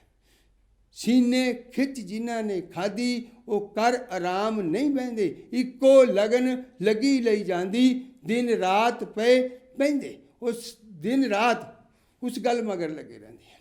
ਪਰ ਕੌਣ? ਜਿਨ੍ਹਾਂ ਦੇ ਸੀਨੇ ਦੇ ਵਿੱਚ, ਜਿਨ੍ਹਾਂ ਦੇ ਅੰਦਰ ਇਹ ਲਗਨ ਲੱਗੀ ਹੋਵੇ, ਜਿਨ੍ਹਾਂ ਦੇ ਅੰਦਰ ਉਹ ਤਾਂਘ ਲੱਗੀ ਹੋਵੇ ਉਸ ਮਾਲਕ ਨੂੰ ਮਿਲਣ ਦੀ। ਜਿਸ ਬੰਦੇ ਦੇ ਅੰਦਰ ਤਾਂਘ ਨਹੀਂ, ਲਗਨ ਨਹੀਂ, ਉਸ ਦੇ ਅੰਦਰ ਚਾਅ ਵੀ ਨਹੀਂ ਬਣਦਾ, ਪ੍ਰੇਮ ਵੀ ਨਹੀਂ ਬਣਦਾ, ਅਤੇ ਉਹ ਯਾਦ ਵੀ ਨਹੀਂ ਕਰਦਾ। ਤਾਂ ਫਿਰ ਜਿਸ ਦੇ ਨਾਲ ਲਗਨ ਲੱਗਦੀ, ਲਗਨ ਉਸ ਨਾਲ ਲੱਗਦੀ ਜਿਸ ਨੂੰ ਮਿਲਣ ਲਈ ਸਾਡੇ ਮਨ ਵਿੱਚ ਤਾਂਘ ਪੈਦਾ ਹੋਵੇ। ਜਦੋਂ ਜੀਵ ਦੇ ਮਨ ਵਿੱਚ ਤਾਂਘ ਪੈਦਾ ਹੁੰਦੀ ਤਾਂ ਉਹ ਉਸ ਮਾਲਕ ਨੂੰ ਮਿਲਣ ਲਈ ਉਸ ਦੇ ਮਨ ਵਿੱਚ ਲਗਨ ਪੈਦਾ ਹੁੰਦੀ। ਤਾਂਘ ਕਦੋਂ ਬਣਦੀ? ਤਾਂਘ ਉਦੋਂ ਹੀ ਬਣਦੀ ਜਦੋਂ ਕਿਸੇ ਜੀਵ ਨੂੰ ਵਿਸ਼ਵਾਸ ਹੋਵੇ। ਜੇ ਉਹਦਾ ਵਿਸ਼ਵਾਸ ਨਹੀਂ ਬਣਦਾ ਤਾਂ ਉਹਦੇ ਅੰਦਰ ਲਗਨ ਜਾਂ ਤਾਂਘ ਕੁਝ ਨਹੀਂ ਪੈਦਾ ਹੁੰਦੇ। ਤਾਂਘ ਨਹੀਂ ਬਣਦੀ। ਤਾਂਘ ਉਦੋਂ ਹੀ ਬਣਦੀ ਜਦੋਂ ਕਿਸੇ ਦਾ ਵਿਸ਼ਵਾਸ ਬਣ ਜਾਵੇ। ਵਿਸ਼ਵਾਸ ਕਿਸੇ ਕਹੀ ਕਹਾਈ ਗੱਲ 'ਤੇ ਨਹੀਂ ਬਣ ਸਕਦਾ। ਕਈ ਬੰਦੇ ਗੱਲਾਂ ਸੁਣਾਉਂਦੇ ਹਨ, ਕਈ ਜੀਵ ਇਸ ਤਰ੍ਹਾਂ ਦੀਆਂ ਗੱਲਾਂ ਸੁਣਾ ਕੇ ਲੋਕਾਂ ਦਾ ਵਿਸ਼ਵਾਸ ਬਣਾ ਦਿੰਦੇ ਨੇ, ਪਰ ਅਲਟੀਮੇਟਲੀ ਜਦੋਂ ਉਹ ਗੱਲ ਪੂਰੀ ਨਹੀਂ ਹੁੰਦੀ ਤਾਂ ਉਹ ਵਿਸ਼ਵਾਸ ਟੁੱਟ ਜਾਂਦਾ ਹੈ। ਜਾਂ ਅੰਧ ਵਿਸ਼ਵਾਸ ਕਹਿ ਲਈਏ। ਵਿਸ਼ਵਾਸ ਹੋਣਾ ਹੋਰ ਚੀਜ਼ ਹੈ, ਅੰਧ ਵਿਸ਼ਵਾਸ ਹੋਣਾ ਹੋਰ ਚੀਜ਼ ਹੈ। ਅੰਧ ਵਿਸ਼ਵਾਸ ਦੇ ਲਈ ਗੁਰੂ ਘਰ ਵਿੱਚ ਕੋਈ ਸਥਾਨ ਨਹੀਂ। ਅੰਧ ਵਿਸ਼ਵਾਸ ਲਈ ਇਸ ਮਾਰਗ ਦੇ ਵਿੱਚ ਕੋਈ ਸਥਾਨ ਨਹੀਂ।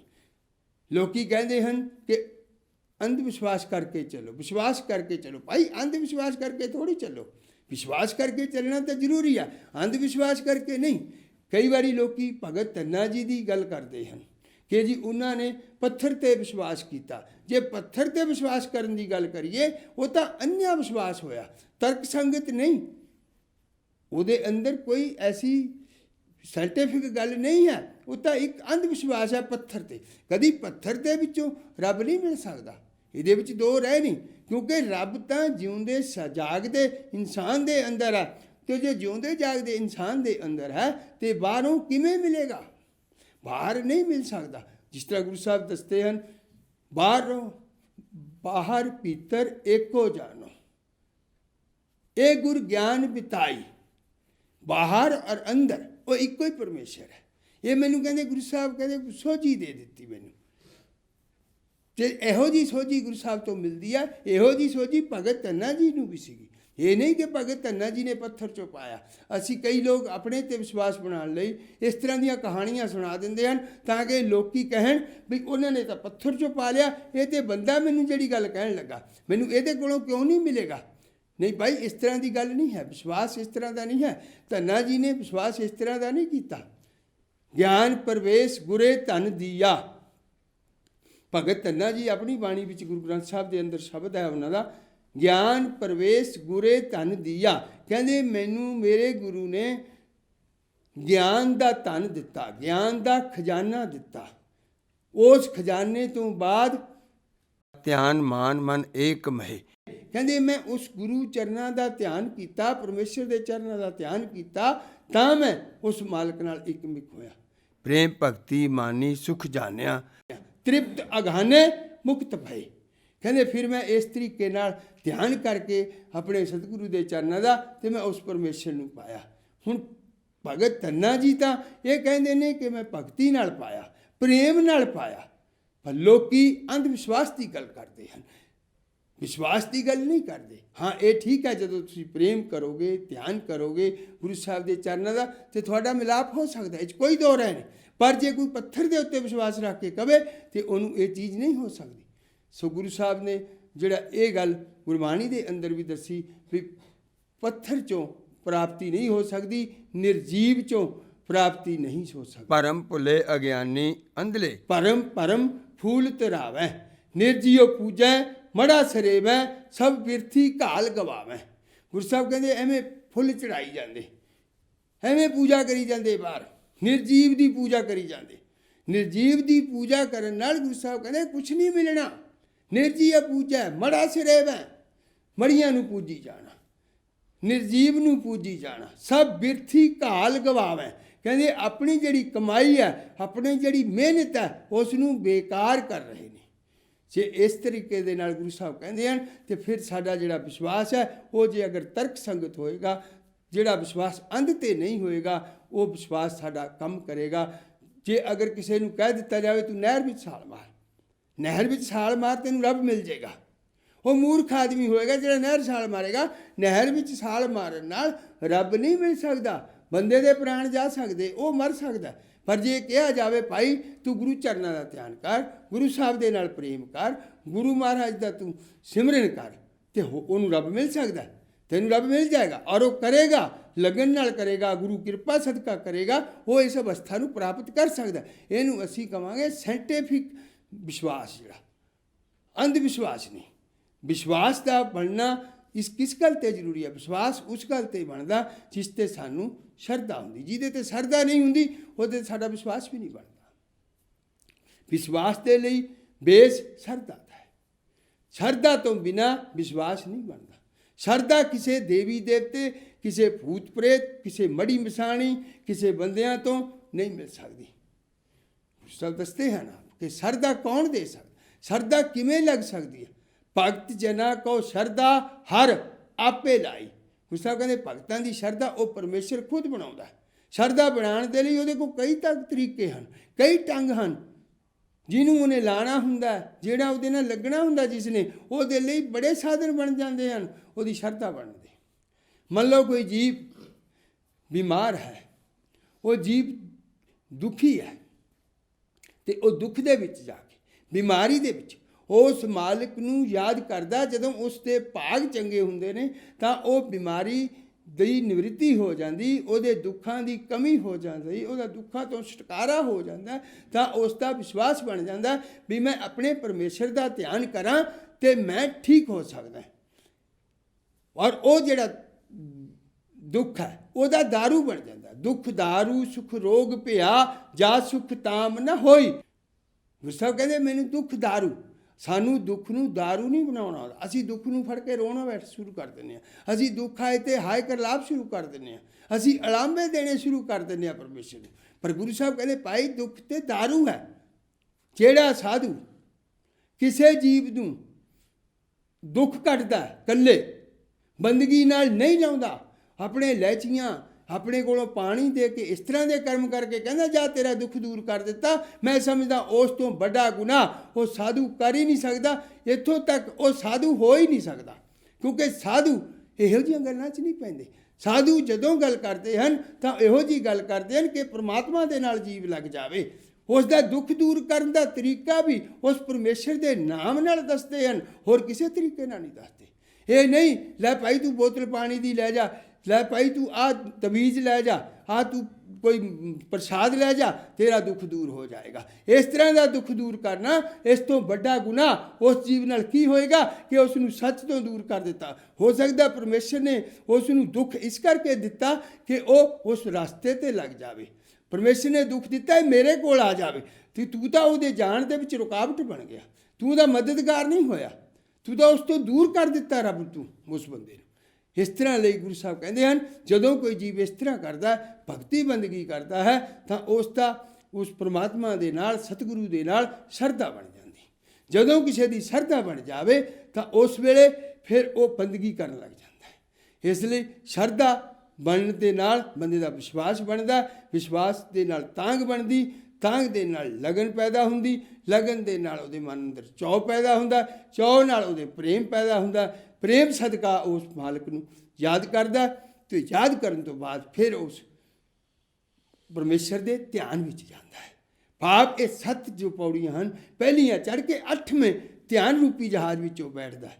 ਜਦੋਂ ਉਹ ਧਿਆਨ ਵਿੱਚ ਬੈਠਦਾ ਤਾਂ ਉਸ ਦਾ ਧਿਆਨ ਜਿੱਥੇ ਜਾਂਦਾ ਉਸ ਮਾਲਕ ਦੇ ਘਰ ਜਾਂਦਾ ਤੇ ਮਾਲਕ ਕੋਲ ਪਹੁੰਚਦਾ ਉਸ ਧਿਆਨ ਦੇ ਸਦਕਾ। ਹੋਰ ਕੋਈ ਤਰੀਕਾ ਨਹੀਂ। ਗੁਰੂ ਸਾਹਿਬ ਦੀ ਬਾਣੀ ਵਿੱਚ ਵੀ ਦੱਸਦੇ ਹਨ, ਉੱਥੇ ਕੋਈ ਅਸੀਂ ਪੈਦਲ ਜਾਂ ਤੁਰ ਕੇ ਜਾਂ ਪੈਰਾਂ ਨਾਲ ਨਹੀਂ ਜਾ ਸਕਦੇ। ਉੱਥੇ ਜੇ ਜਾਣਾ ਹੈ, ਗੁਰੂ ਸਾਹਿਬ ਕਹਿੰਦੇ ਅੱਖੀਂ ਬਾਝੋਂ ਵੇਖਣਾ, ਬਿਨ ਕੰਨਾਂ ਸੁਣਨਾ, ਪੈਰਾਂ ਬਾਝੋਂ ਚੱਲਣਾ, ਬਿਨ ਹੱਥਾਂ ਕਰਨਾ, ਜੀਭੇ ਬਾਝੋਂ ਬੋਲਣਾ, ਇਉਂ ਜੀਵਤ ਮਰਨਾ, ਨਾਨਕ ਹੁਕਮ ਪਛਾਣ ਕੇ ਤੋ ਖਸਮੇ ਮਿਲਣਾ। ਗੁਰੂ ਸਾਹਿਬ ਕਹਿੰਦੇ ਹਨ ਉੱਥੇ ਜਾਣਾ ਭਾਈ, ਤੈਨੂੰ ਇਹਨਾਂ ਪੈਰਾਂ ਤੋਂ ਬਿਨਾਂ ਜਾਣਾ ਪਏਗਾ। ਇਹਨਾਂ ਪੈਰਾਂ ਤੋਂ ਬਿਨਾਂ ਜਾਣ ਦਾ ਤਰੀਕਾ ਇੱਕੋ ਹੀ ਬਚਦਾ, ਉਹ ਧਿਆਨ ਦੇ ਰਾਹੀਂ। ਜਦੋਂ ਜੀਵ ਧਿਆਨ ਲਾਉਂਦਾ ਤਾਂ ਉਸ ਜੀਵ ਦਾ ਜਿਹੜਾ ਮਨ ਹੈ ਉਸ ਪਾਸੇ ਜਾਂਦਾ। ਜਦੋਂ ਜੀਵ ਦਾ ਮਨ ਉੱਥੇ ਜਾਂਦਾ ਤਾਂ ਉੱਥੇ ਜਾਣ ਦੇ ਨਾਲ ਉਸ ਜਗ੍ਹਾ 'ਤੇ ਇਸ਼ਨਾਨ ਕਰਦਾ, ਅੰਮ੍ਰਿਤਸਰ ਦਾ ਇਸ਼ਨਾਨ ਕਰਦਾ। ਅੰਮ੍ਰਿਤਸਰ ਦਾ ਇਸ਼ਨਾਨ ਉਸ ਦੇ ਬਿਨਾਂ ਪਾਣੇ ਤੋਂ ਨਹੀਂ ਹੋ ਸਕਦਾ। ਜਦ ਤੱਕ ਜੀਵ ਉਹਦੇ ਪਾਣੇ ਵਿੱਚ ਨਹੀਂ ਆਉਂਦਾ ਉਦੋਂ ਤੱਕ ਉਹਨੂੰ ਚੰਗਾ ਨਹੀਂ ਲੱਗਦਾ। ਜਦੋਂ ਕੋਈ ਜੀਵ ਪਾਣੇ ਵਿੱਚ ਆ ਜਾਵੇ, ਪਾਣੇ ਵਿੱਚ ਉਦੋਂ ਆਏਗਾ ਜਦੋਂ ਉਹ ਉੱਪਰ ਜਾ ਕੇ ਸੋਝੀ ਮਿਲੇਗੀ।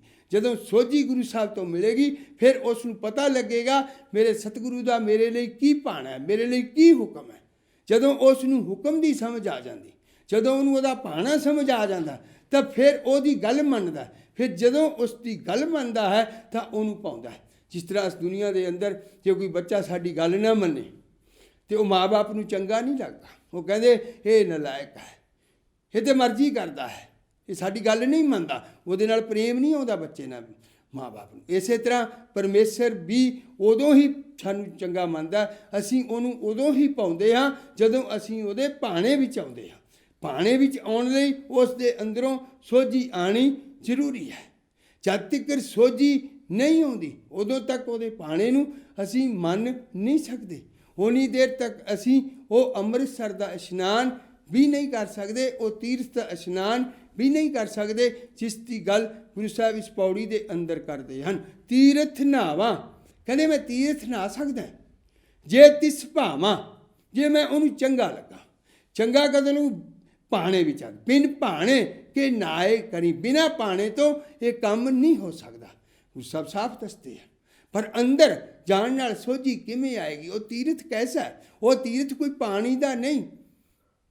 ਜਿਸ ਤਰ੍ਹਾਂ ਅਸੀਂ ਕਬੀਰ ਸਾਹਿਬ ਦਾ ਇੱਕ ਵਾਰ ਸ਼ਬਦ ਲਿਆ ਸੀ, ਬਿਨ ਜਲ ਬੂੰਦ ਪਰਤ ਜਹਾਂ ਭਾਰੀ, ਨਹੀਂ ਮਿੱਠਾ ਨਹੀਂ ਖਾਰਾ। 10ਵੇਂ ਦੁਆਰ ਇਸ ਤਰ੍ਹਾਂ ਦੀ ਵਰਖਾ ਹੁੰਦੀ ਜਿਹੜੀ ਬਿਨਾਂ ਪਾਣੀ ਤੋਂ, ਜਿਹਦੇ ਬਾਰੇ ਕਬੀਰ ਸਾਹਿਬ ਇਸ ਸ਼ਬਦ ਵਿੱਚ ਵੀ ਦੱਸਦੇ ਹਨ, ਉਲਟੀ ਗੰਗਾ ਜਮਨ ਮੈਂ ਨਹਾਵੋ, ਬਿਨ ਜਲ ਸੰਗਮ ਮਨ ਮੈਂ ਨਹਾਵੋ।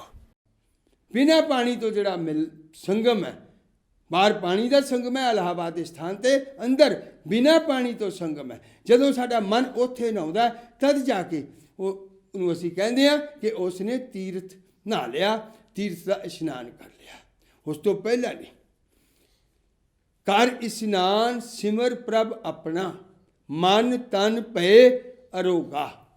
ਹੁਣ ਅਸੀਂ ਕਈ ਵਾਰੀ ਦੇਖਦੇ ਹਾਂ, ਜਿੱਥੇ ਵੀ ਜਾਂਦੇ ਹਾਂ, ਕਈ ਵਾਰ ਸਰੋਵਰ ਦੇ ਉੱਪਰ ਲਿਖਿਆ ਹੁੰਦਾ ਕਰ ਇਸ਼ਨਾਨ ਸਿਮਰ ਪ੍ਰਭ ਆਪਣਾ ਮਨ ਤਨ ਭਏ ਅਰੋਗਾ। ਅਸੀਂ ਸਮਝਦੇ ਕਿ ਪਾਣੀ ਦੇ ਨਾਲ ਇਸ਼ਨਾਨ ਕਰਨ ਨਾਲ ਸਾਡਾ ਮਨ ਔਰ ਤਨ ਅਰੋਗ ਹੋ ਜਾਣਗੇ, ਪਰ ਨਹੀਂ।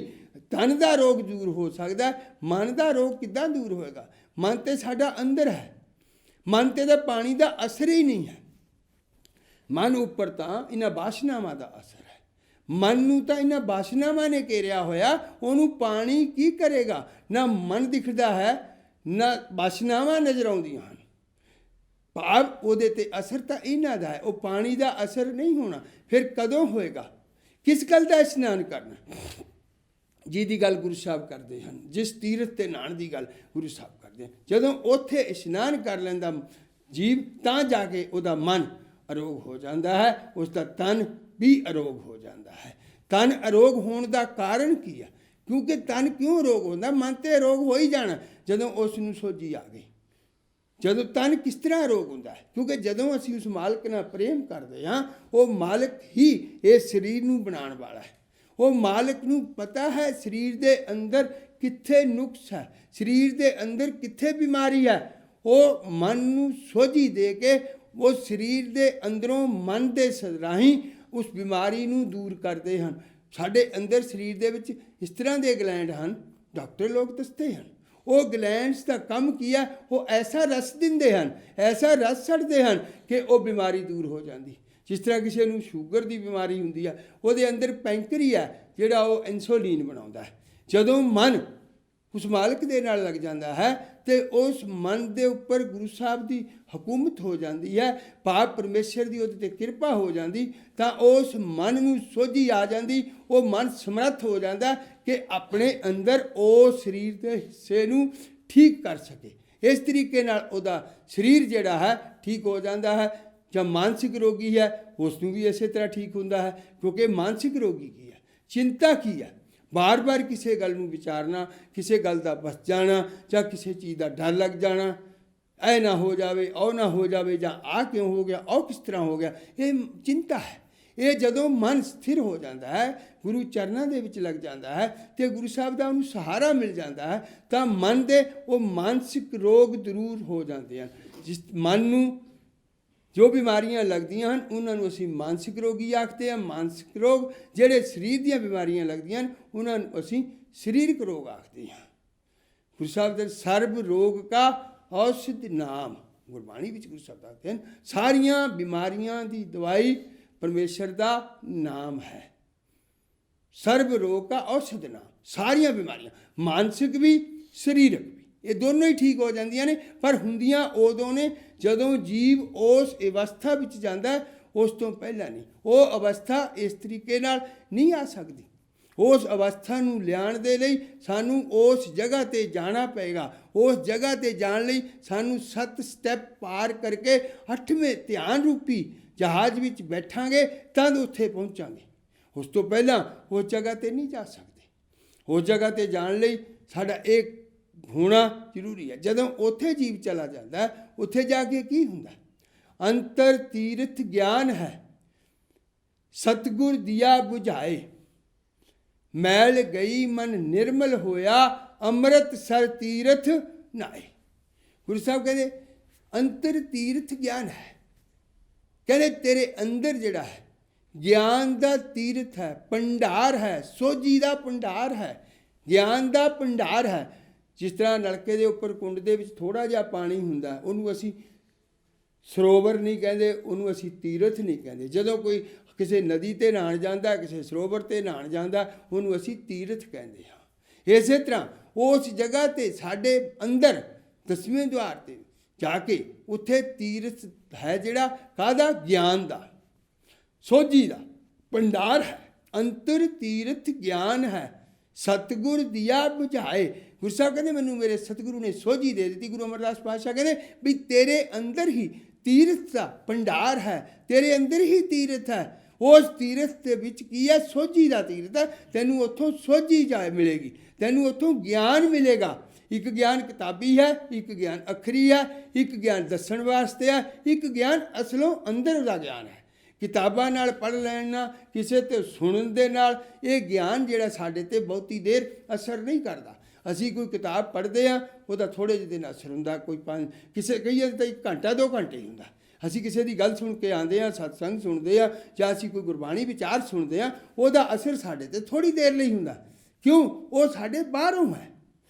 ਬਾਹਰ ਤੋਂ ਜੇ ਅਗਰ ਕਿਸੇ ਬੰਦੇ ਨੂੰ ਪਾਣੀ ਪਾ ਵੀ ਦਿੱਤਾ ਜਾਵੇ, ਉਹਨੂੰ ਅੰਦਰ ਪਾਣੀ ਪੀਣ ਨਾ ਦਿੱਤਾ ਜਾਵੇ, ਉਹਦੀ ਪਿਆਸ ਨਹੀਂ ਬੁਝਦੀ। ਪਰ ਜਿੰਨੀ ਦੇਰ ਉੱਤੇ ਪਾਣੀ ਪਾ ਦਈਏ, ਸਰੀਰ ਨੂੰ ਥੋੜ੍ਹੀ ਜਿਹੀ ਠੰਡਕ ਆ ਜਾਂਦੀ, ਕੁਝ ਸਮੇਂ ਲਈ ਉਹਦੀ ਪਿਆਸ ਘਟ ਜਾਂਦੀ, ਖਤਮ ਨਹੀਂ ਹੁੰਦੀ।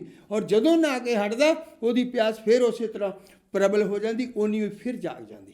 ਭਾਵ ਜਦੋਂ ਜੀ ਉਹ ਪਾਣੀ ਪੀ ਲਵੇ ਤੇ ਉਹਦੀ ਪਿਆਸ ਖਤਮ ਹੋ ਜਾਂਦੀ ਹੈ। ਇਸੇ ਤਰ੍ਹਾਂ ਅੰਤਰ ਤੀਰਥ ਗਿਆਨ ਹੈ, ਸਤਿਗੁਰ ਦੀਆ ਬੁਝਾਏ। ਕਹਿੰਦੇ ਮੈਨੂੰ ਗੁਰੂ ਸਾਹਿਬ ਕਹਿੰਦੇ ਮੇਰੇ ਸਤਿਗੁਰੂ ਨੇ ਸੋਝੀ ਦੇ ਦਿੱਤੀ ਕਿ ਭਾਈ ਤੇਰੇ ਅੰਦਰ ਸੋਝੀ ਦਾ ਭੰਡਾਰ ਹੈ, ਤੂੰ ਉੱਥੇ ਪਹੁੰਚ। ਉਹ ਸੋਝੀ ਦਾ ਭੰਡਾਰ ਥੱਲੇ ਨਹੀਂ, ਉੱਪਰ 10ਵੇਂ ਦੁਆਰ ਹੀ ਹੈ। ਉਸ ਤੋਂ ਪਹਿਲਾਂ ਉਹ ਸੋਝੀ ਦਾ ਭੰਡਾਰ ਨਹੀਂ ਹੈ ਜੀਵ ਦੇ ਕੋਲ, ਉਹ ਥੱਲੇ ਕਿਤੇ ਵੀ ਨਹੀਂ ਹੈ, ਬਾਹਰ ਵੀ ਕਿਤੇ ਨਹੀਂ ਹੈ। ਔਰ ਅੰਦਰ ਉਹ ਜਿਹੜਾ ਭੰਡਾਰ ਹੈ ਸੋਝੀ ਦਾ, ਜਿਹੜਾ ਤੀਰਥ ਹੈ, ਉਹ ਉੱਥੇ ਜਾ ਕੇ ਕੀ ਹੁੰਦਾ? ਮੈਲ ਗਈ ਮਨ ਨਿਰਮਲ ਹੋਇਆ। ਗੁਰੂ ਸਾਹਿਬ ਕਹਿੰਦੇ ਮੈਲ ਚਲੀ ਜਾਂਦੀ ਸਰੀਰ ਮਨ ਦੀ ਮੈਲ ਕਿਸ ਤਰ੍ਹਾਂ ਜਾਂਦੀ? ਮਨ ਵਿੱਚ ਕਿਹੜੀ ਕਿਹੜੀ ਮੈਲ ਹੈ? ਮਨ ਦੇ ਵਿੱਚ ਕਿਸ ਚੀਜ਼ ਦੀ ਮੈਲ ਹੈ? ਮੈਲਾ ਕਿਸ ਕਰਕੇ ਹੈ? ਮਨ ਦੇ ਅੰਦਰ ਕਾਮ, ਕ੍ਰੋਧ, ਲੋਭ, ਮੋਹ, ਹੰਕਾਰ, ਆਸਾ, ਮਨਸਾ, ਤ੍ਰਿਸ਼ਨਾ, ਇਹਨਾਂ ਦੀ ਗੰਦਗੀ ਭਰੀ ਹੋਈ ਹੈ। ਹੋਰ ਕੋਈ ਗੰਦਗੀ ਨਹੀਂ ਹੈ ਮਨ ਦੇ ਵਿੱਚ। ਮਨ ਦੀ ਗੰਦਗੀ ਬਾਹਰ ਜਿਸ ਤਰ੍ਹਾਂ ਸਰੀਰ ਦੀ ਗੰਦਗੀ ਹੈ ਜਾਂ ਹੋਰ ਗੰਦਗੀਆਂ ਦੁਨੀਆ 'ਚ ਦੇਖਣ ਨੂੰ ਨਜ਼ਰ ਆਉਂਦੀਆਂ ਹਨ, ਇਸ ਤਰ੍ਹਾਂ ਦੀ ਗੰਦਗੀ ਨਹੀਂ ਹੈ। ਮਨ ਦੀ ਜਿਹੜੀ ਗੰਦਗੀ ਹੈ, ਵਾਸ਼ਨਾਵਾਂ ਦੀ ਗੰਦਗੀ ਹੈ। ਜਦੋਂ ਵਾਸ਼ਨਾਵਾਂ ਦੀ ਗੰਦਗੀ ਦੇ ਕਾਰਨ ਇਹ ਮਨ ਮੈਲਾ ਹੁੰਦਾ। ਜਦੋਂ ਜੀਵ ਨੂੰ ਅੰਦਰੋਂ ਸੋਝੀ ਆ ਜਾਂਦੀ, ਜਦੋਂ ਜੀਵ ਨੂੰ ਅੰਦਰੋਂ ਉਸ ਭੰਡਾਰ ਸੋਝੀ ਦੇ ਵਿੱਚੋਂ ਚਲਾ ਜਾਂਦਾ, ਉੱਥੇ ਜਾ ਕੇ ਅੰਮ੍ਰਿਤਸਰ ਦਾ ਇਸ਼ਨਾਨ ਕਰ ਲੈਂਦਾ, ਭਾਵ ਅੰਦਰੋਂ ਅੰਮ੍ਰਿਤ ਦੀ ਪ੍ਰਾਪਤੀ ਹੁੰਦੀ। ਸੱਚਾ ਅੰਮ੍ਰਿਤ ਕਾਇਆ ਮਾਹੀ। ਗੁਰੂ ਸਾਹਿਬ ਕਹਿੰਦੇ ਸੱਚਾ ਅੰਮ੍ਰਿਤ ਜਿਹੜਾ ਉਹ ਸਰੀਰ ਦੇ ਅੰਦਰ ਹੀ ਹੈ। ਗੁਰੂ ਸਾਹਿਬ ਕਹਿੰਦੇ ਉੱਥੋਂ ਹੀ ਤੈਨੂੰ ਮਿਲੇਗਾ। ਅੰਤਰ ਖੁੰਟਾ ਅੰਮ੍ਰਿਤ ਭਰਿਆ, ਸਬਦੇ ਕਾਢ ਪੀਏ ਪਨਿਹਾਰੀ। ਗੁਰੂ ਸਾਹਿਬ ਕਹਿੰਦੇ ਤੇਰੇ ਅੰਦਰ ਬੜਾ ਵੱਡਾ ਕੁੰਡ ਜਿਹੜਾ ਅੰਮ੍ਰਿਤ ਦਾ ਪਿਆ। ਅੰਤਰ ਖੁੰਟਾ ਅੰਮ੍ਰਿਤ ਭਰਿਆ, ਸਬਦੇ ਕਾਢ ਪੀਏ ਪਨਿਹਾਰੀ। ਪਨਿਹਾਰੀ ਕਹਿੰਦੇ ਨੇ ਜਿਹੜੀ ਲੜਕੀ ਖੂਹ 'ਚੋਂ ਪਾਣੀ ਕੱਢਣ ਵਾਲੀ ਕੱਢਦੀ ਹੈ ਨਾ ਪਾਣੀ ਨੂੰ, ਉਹਨੂੰ ਪਨਿਹਾਰੀ ਕਹਿੰਦੇ ਆ। ਇਸੇ ਤਰ੍ਹਾਂ ਗੁਰੂ ਸਾਹਿਬ ਕਹਿੰਦੇ ਤੇਰੇ ਅੰਦਰ ਅੰਮ੍ਰਿਤ ਦੀ ਕੁੰਡ ਹੈ, ਉਹਨੂੰ ਤੂੰ ਪੀਣਾ ਕਿਸ ਤਰ੍ਹਾਂ ਹੈ? ਤੂੰ ਉਸ ਵਿੱਚ ਇਸ਼ਨਾਨ ਕਿਸ ਤਰ੍ਹਾਂ ਕਰਨਾ? ਜਿਸ ਤਰ੍ਹਾਂ ਖੂਹ ਦੇ ਵਿੱਚੋਂ ਅਸੀਂ ਲੱਜ ਨਾਲ ਪਾਣੀ ਕੱਢਦੇ ਹਾਂ, ਇਸੇ ਤਰ੍ਹਾਂ ਸਾਡੇ ਅੰਦਰੋਂ ਸ਼ਬਦੇ ਕਾਢ ਪੀਏ ਪਨਿਹਾਰੀ। ਗੁਰੂ ਸ਼ਬਦ ਨਾਲ, ਨਾਮ ਦੇ ਨਾਲ ਜੀਵ ਜਦੋਂ ਲੱਗ ਜਾਂਦਾ, ਉਸ ਨਾਮ ਦੇ ਸਦਕਾ ਉਹ ਅੰਦਰੋਂ ਅੰਮ੍ਰਿਤ ਪ੍ਰਾਪਤ ਕਰਦਾ। ਉਸ ਅੰਮ੍ਰਿਤ ਦੇ ਸਦਕਾ ਉਹ ਇਸ਼ਨਾਨ ਕਰਦਾ ਉਹਦਾ ਮਨ। ਅੰਮ੍ਰਿਤ ਕੋਈ ਇਸ ਤਰ੍ਹਾਂ ਦਾ ਨਹੀਂ ਜਿਸ ਤਰ੍ਹਾਂ ਅਸੀਂ ਬਾਹਰ ਸਮਝਦੇ ਹਾਂ ਪਾਣੀ ਹੋਏਗਾ। ਨਾ, ਪਾਣੀ ਦੀ ਤਰ੍ਹਾਂ ਅੰਮ੍ਰਿਤ ਨਹੀਂ। ਉੱਥੇ ਅੰਮ੍ਰਿਤ ਕਿਸ ਗੱਲ ਦਾ ਹੈ? ਉੱਥੇ ਅੰਮ੍ਰਿਤ ਸਤਿਗੁਰੂ ਦੀ ਕਿਰਪਾ ਦਾ ਹੈ। ਉੱਥੇ ਗੁਰੂ ਸਾਹਿਬ ਦੀ ਗ੍ਰੇਸ ਦਾ ਅੰਮ੍ਰਿਤ ਹੈ, ਜਿਹੜਾ ਮਿਲਣ ਦੇ ਨਾਲ ਮਨ ਨੂੰ ਸੋਝੀ ਆਉਂਦੀ। ਜਦੋਂ ਮਨ ਨੂੰ ਸੋਝੀ ਆ ਜਾਂਦੀ, ਜਦੋਂ ਬੰਦੇ ਨੂੰ ਸੋਝੀ ਆ ਜਾਵੇ, ਕਿਸੇ ਨੂੰ ਬਾਹਰ ਵੀ ਅਸੀਂ ਦੇਖੀਏ, ਜੇ ਬੰਦੇ ਨੂੰ ਪਤਾ ਲੱਗ ਜਾਵੇ ਮੇਰੇ ਇਸ ਘਰ ਦੇ ਵਿੱਚ, ਇਸ ਕੋਨੇ ਦੇ ਵਿੱਚ ਆ ਗੰਦ ਪਿਆ, ਉਹ 1 ਸੈਕਿੰਡ ਲਾਏਗਾ, ਉਸ ਨੂੰ ਕੱਢ ਕੇ ਬਾਹਰ ਸੁੱਟ ਦੇਗਾ, ਘਰ 'ਚ ਨਹੀਂ ਰੱਖੇਗਾ। ਇਸੇ ਤਰ੍ਹਾਂ ਜਦੋਂ ਮਨ ਉਸ ਅੰਮ੍ਰਿਤਸਰ ਦਾ ਇਸ਼ਨਾਨ ਕਰ ਲੈਂਦਾ ਤਾਂ ਉਸ ਜਗ੍ਹਾ 'ਤੇ ਉਹਨੂੰ ਸੋਝੀ ਆ ਜਾਂਦੀ। ਸੋਝੀ ਆਉਣ ਦੇ ਨਾਲ ਉਹ ਆਪਣੀਆਂ ਜਿੰਨੀਆਂ ਬੁਰਾਈਆਂ ਨੇ ਮਨ ਦੀਆਂ, ਉਹਨਾਂ ਸਾਰੀਆਂ ਨੂੰ ਕੱਢ ਦਿੰਦਾ, ਅੱਛਾਈਆਂ ਨੂੰ ਵਸਾ ਲੈਂਦਾ। ਭਾਵ ਬੁਰਾਈਆਂ ਨੂੰ ਛੱਡ ਕੇ ਅੱਛਾਈ ਵਾਲੇ ਰਸਤੇ 'ਤੇ ਚੱਲਣ ਲੱਗ ਜਾਂਦਾ। ਉਸ ਇਸ਼ਨਾਨ ਦੇ ਨਾਲ ਮਨ ਸਾਫ਼ ਹੋਣ ਕਰਕੇ, ਮਨ ਸੂਝਵਾਨ ਹੋਣ ਕਰਕੇ, ਜਦੋਂ ਮਨ ਸੂਝਵਾਨ ਹੋ ਜਾਂਦਾ, ਗੰਦਗੀ ਕੱਢ ਦਿੰਦਾ, ਬੁਰਾਈ ਨੂੰ ਛੱਡ ਦਿੰਦਾ, ਤੇ ਉਹ ਆਪੇ ਹੀ ਸਾਫ਼ ਹੋ ਜਾਂਦਾ। ਭਾਈ ਜਿਹਦੇ ਅੰਦਰ ਬੁਰਾਈ ਨਾ ਹੋਵੇ, ਮਨ ਦੇ ਅੰਦਰ ਵਾਸ਼ਨਾਵਾਂ ਦੀ ਗੰਦਗੀ ਨਾ ਹੋਵੇ, ਉਹ ਮਨ ਸਾਫ਼ ਹੋ ਜਾਂਦਾ। ਇਸੇ ਲਈ ਗੁਰੂ ਸਾਹਿਬ ਕਹਿੰਦੇ ਹਨ ਅੰਤਰ ਤੀਰਥ ਗਿਆਨ ਹੈ, ਸਤਿਗੁਰ ਦੀਆ ਬੁਝਾਏ। ਮੈਲ ਗਈ ਮਨ ਨਿਰਮਲ ਹੋਇਆ, ਅੰਮ੍ਰਿਤਸਰ ਤੀਰਥ ਨਹਾਏ। ਇਸੇ ਗੱਲ ਨੂੰ ਗੁਰੂ ਨਾਨਕ ਪਾਤਸ਼ਾਹ ਕਹਿੰਦੇ ਹਨ ਤੀਰਥ ਨਹਾਵਾਂ। ਪਰ ਤੀਰਥ ਕਦੋਂ ਨਹਾਏਗਾ? ਜੇ ਤਿਸ ਭਾਵਾਂ, ਜੇ ਕਹਿੰਦੇ ਉਹਨੂੰ ਚੰਗਾ ਲੱਗਾ। ਬਿਨ ਭਾਣੇ ਕੇ ਨਹਾਏ ਕਰੀ। ਜਦੋਂ ਫਿਰ ਮਨ ਅੰਦਰ ਉਸ ਨੂੰ ਸੋਝੀ ਆ ਜਾਂਦੀ ਤੇ ਸਾਫ਼ ਹੋ ਜਾਂਦਾ, ਤੇ ਫਿਰ ਉਸ ਦਾ ਉਸ ਮਾਲਕ ਦੇ ਨਾਲ ਮਿਲਾਪ ਹੋ ਜਾਂਦਾ। ਭਾਵ ਉਸ ਤੀਰਥ ਨਹਾਉਣ ਤੋਂ ਬਾਅਦ ਉਸ ਦਾ ਮਿਲਾਪ ਸਤਿਗੁਰੂ ਨਾਲ ਹੁੰਦਾ। ਉਸ ਤੋਂ ਪਹਿਲਾਂ ਉਸ ਸਤਿਗੁਰੂ ਦੇ ਨਾਲ ਉਹਦਾ ਮਿਲਾਪ ਨਹੀਂ ਹੋ ਸਕਦਾ। ਸਤਿਗੁਰੂ ਦੇ ਨਾਲ ਮਿਲਾਪ ਹੋਣ ਦੇ ਲਈ ਉਹਦੇ ਮਨ ਦੀ ਗੰਦਗੀ ਦਾ, ਮਨ ਦਾ ਸਾਫ਼ ਹੋਣਾ, ਸਾਫ਼ ਹੋ ਕੇ ਮਨ ਦਾ ਆਤਮਿਕ ਸਰੂਪ ਵਿੱਚ ਆਉਣਾ ਜ਼ਰੂਰੀ ਹੈ। ਜਦੋਂ ਮਨ ਸਾਫ਼ ਹੋ ਜਾਂਦਾ ਤਾਂ ਉਹ 10ਵਾਂ ਦੁਆਰ ਪਾਰ ਕਰਕੇ ਫਿਰ ਗੁਰੂ ਸਾਹਿਬ ਦੇ ਘਰ, ਪਰਮੇਸ਼ਰ ਦੇ ਘਰ, ਨਿਜ ਘਰ ਪਹੁੰਚ ਜਾਂਦਾ ਹੈ। ਜਿੱਥੇ ਪਰਮੇਸ਼ਰ ਵਸਦਾ ਉਹ ਉੱਥੇ ਪਹੁੰਚ ਜਾਂਦਾ, ਭਾਵ ਪਰਮੇਸ਼ਰ ਦੇ ਨਾਲ ਇੱਕਮਿਕ ਹੋ ਜਾਂਦਾ ਹੈ, ਜਿਸ ਨੂੰ ਅਸੀਂ ਕਹਿ ਸਕਦੇ ਹਾਂ ਕਿ ਉਹ ਉਸ ਪਰਮਾਤਮਾ ਨੂੰ ਮਿਲ ਗਿਆ। ਗੁਰੂ ਸਾਹਿਬ ਕਹਿੰਦੇ ਉਹਨੂੰ ਮਿਲਣ ਦੇ ਲਈ ਤੈਨੂੰ ਬੰਦਗੀ ਕਰਨ ਦੀ ਜ਼ਰੂਰਤ ਨਹੀਂ, ਮਿਲਣ ਦੇ ਲਈ ਬੰਦਗੀ ਕਰਨ ਦੀ ਜ਼ਰੂਰਤ ਨਹੀਂ। ਜੇ ਤੂੰ ਆਪਣੇ ਆਪ ਨੂੰ ਦੁੱਖਾਂ ਤੋਂ ਬਚਾਉਣਾ ਤਾਂ ਬੰਦਗੀ ਕਰ ਲੈ, ਜੇ ਤੂੰ ਆਪਣੇ ਆਪ ਨੂੰ ਦੁੱਖਾਂ ਚੋਂ ਬਚਾਉਣਾ ਤਾਂ ਬੰਦਗੀ ਕਰ ਲੈ, ਨਹੀਂ ਉਹਨੂੰ ਮਿਲਣ ਦੇ ਲਈ ਬੰਦਗੀ ਦੀ ਜ਼ਰੂਰਤ ਨਹੀਂ। ਜੇਤੀ ਸਿਰਠ ਉਪਾਈ ਵੇਖਾਂ ਬਿਨ ਕਰਮਾਂ ਕੇ ਮਿਲੇ ਲਈ। ਗੁਰੂ ਸਾਹਿਬ ਕਹਿੰਦੇ ਜਿੰਨੀ ਵੀ ਮੈਂ ਸ੍ਰਿਸ਼ਟੀ ਦੇਖਦਾ ਸੰਸਾਰ ਦੇ ਅੰਦਰ ਉਸ ਮਾਲਕ ਨੇ ਪੈਦਾ ਕੀਤੀ ਹੈ ਬਿਨਾਂ ਹੀ ਕਰਮਾਂ ਤੋਂ, ਇੱਕ ਦਿਨ ਉਹਨੇ ਮਿਲਾ ਲੈਣੀ ਆਪਦੇ ਵਿੱਚ। ਬਿਨ ਕਰਮਾਂ ਕੇ ਮਿਲਾਏ ਲਈ, ਉਹਨੇ ਆਪੇ ਹੀ ਮਿਲਾ ਲੈਣੀ ਹੈ। ਭਾਵ ਕਦੋਂ ਮਿਲਾ ਲੈਣੀ ਹੈ? ਜਿਸ ਵੇਲੇ ਇਹ ਪਸਾਰਾ ਖਤਮ ਕਰਨਾ। ਕਈ ਵਾਰ ਪਸਰਿਓ ਪਸਾਰ ਸਦਾ ਸਦਾ ਇੱਕ ਏਕ ਓਂਕਾਰ। ਕਹਿੰਦੇ ਉਹਨੇ ਇਸ ਪਸਾਰਾ ਜਿਹੜਾ ਹੈ, ਸ੍ਰਿਸ਼ਟੀ ਜਿਹੜੀ ਆ, ਕਈ ਵਾਰੀ ਬਣਾਈ ਹੈ, ਕਈ ਵਾਰੀ ਖਤਮ ਕੀਤੀ ਹੈ। ਜਦੋਂ ਇਹ ਸ੍ਰਿਸ਼ਟੀ ਖਤਮ ਕਰੇਗਾ ਉਸ ਵੇਲੇ ਤਾਂ ਸਾਰਿਆਂ ਨੇ ਉਹਦੇ ਵਿੱਚ ਜਾ ਮਿਲਣਾ। ਉਸ ਵੇਲੇ ਉਹਨੇ ਕੋਈ ਨਹੀਂ ਦੇਖਣਾ, ਗੰਦਾ ਨਹੀਂ ਦੇਖਣਾ, ਮੰਦਾ ਨਹੀਂ ਦੇਖਣਾ, ਕੂੜ ਕਪਟ ਕੁਛ ਨਹੀਂ ਦੇਖਣਾ। ਉਸ ਵੇਲੇ ਤਾਂ ਸਾਰੀ ਸ੍ਰਿਸ਼ਟੀ ਨੂੰ ਸਮੇਟ ਕੇ ਉਹਨੇ ਆਪਣੇ ਵਿੱਚ ਲੈ ਆਉਣਾ। ਅਤੇ ਫਿਰ ਤਾਂ ਭਾਈ ਉਸ ਵੇਲੇ ਤਾਂ ਸਾਰੇ ਜੀਵਾਂ ਨੇ ਉਹਨੂੰ ਮਿਲ ਲੈਣਾ, ਕੋਈ ਬੰਦਗੀ ਕਰੇ ਜਾਂ ਨਾ ਕਰੇ। ਜੇ ਤੂੰ ਪਹਿਲਾਂ ਦੁੱਖਾਂ ਚੋਂ ਬਚਣਾ ਚਾਹੁੰਦਾ, ਜੇ ਤੂੰ ਬਾਰ-ਬਾਰ ਦੇ ਜਨਮ ਦੁੱਖ, ਮਰਨ ਦੇ ਦੁੱਖ ਚੋਂ ਨਿਕਲਣਾ ਚਾਹੁੰਦਾ, ਤੇ ਗੁਰੂ ਸਾਹਿਬ ਕਹਿੰਦੇ 10 ਤੀਰਥ ਦਾ ਇਸ਼ਨਾਨ ਕਰ ਲੈ।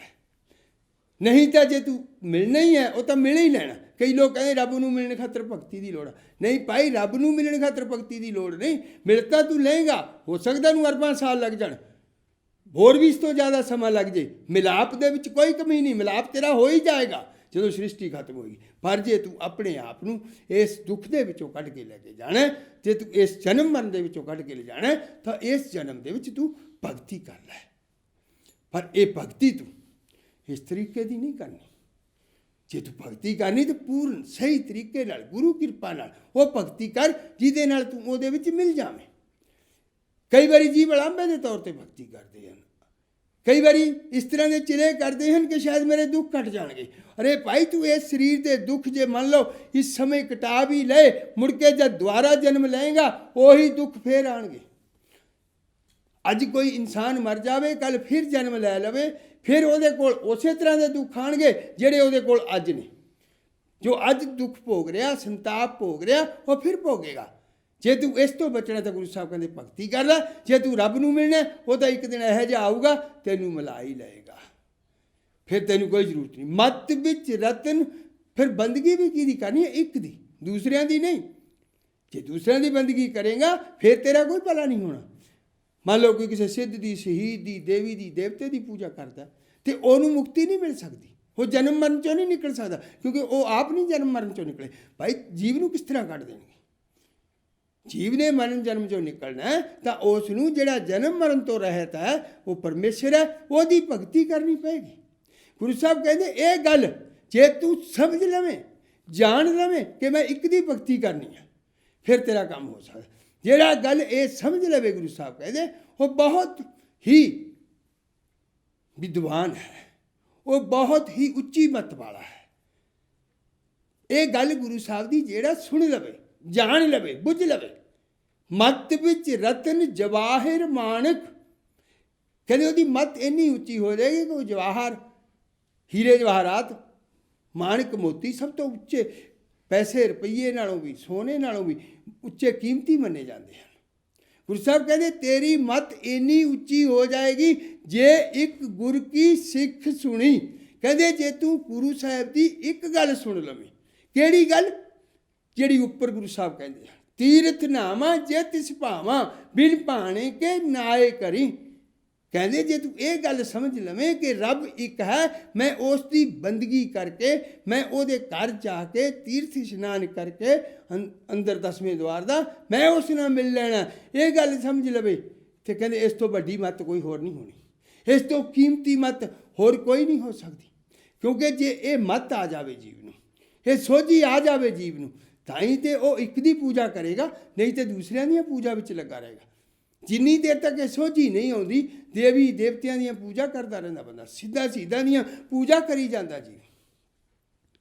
ਇਸ ਲਈ ਗੁਰੂ ਸਾਹਿਬ ਕਹਿੰਦੇ ਨੇ ਜਦ ਤੈਨੂੰ ਇਹ ਸਮਝ ਆ ਗਈ, ਫਿਰ ਤੈਨੂੰ ਗੁਰੂ ਸਾਹਿਬ ਕੀ ਉਹਦੇ ਨਾਲ ਕੀ ਹੋਏਗਾ, ਜਦੋਂ ਤੂੰ ਇੱਕ ਗੱਲ ਸੁਣ ਲੇਗਾ ਗੁਰੂ ਸਾਹਿਬ ਦੀ, ਮਤ ਵਿੱਚ ਰਤਨ ਜਵਾਹਿਰ ਮਾਣਕ, ਜੇ ਇੱਕ ਗੁਰ ਕੀ ਸਿੱਖ ਸੁਣੀ, ਇੱਕ ਸਿੱਖਿਆ ਸੁਣ ਲਈ।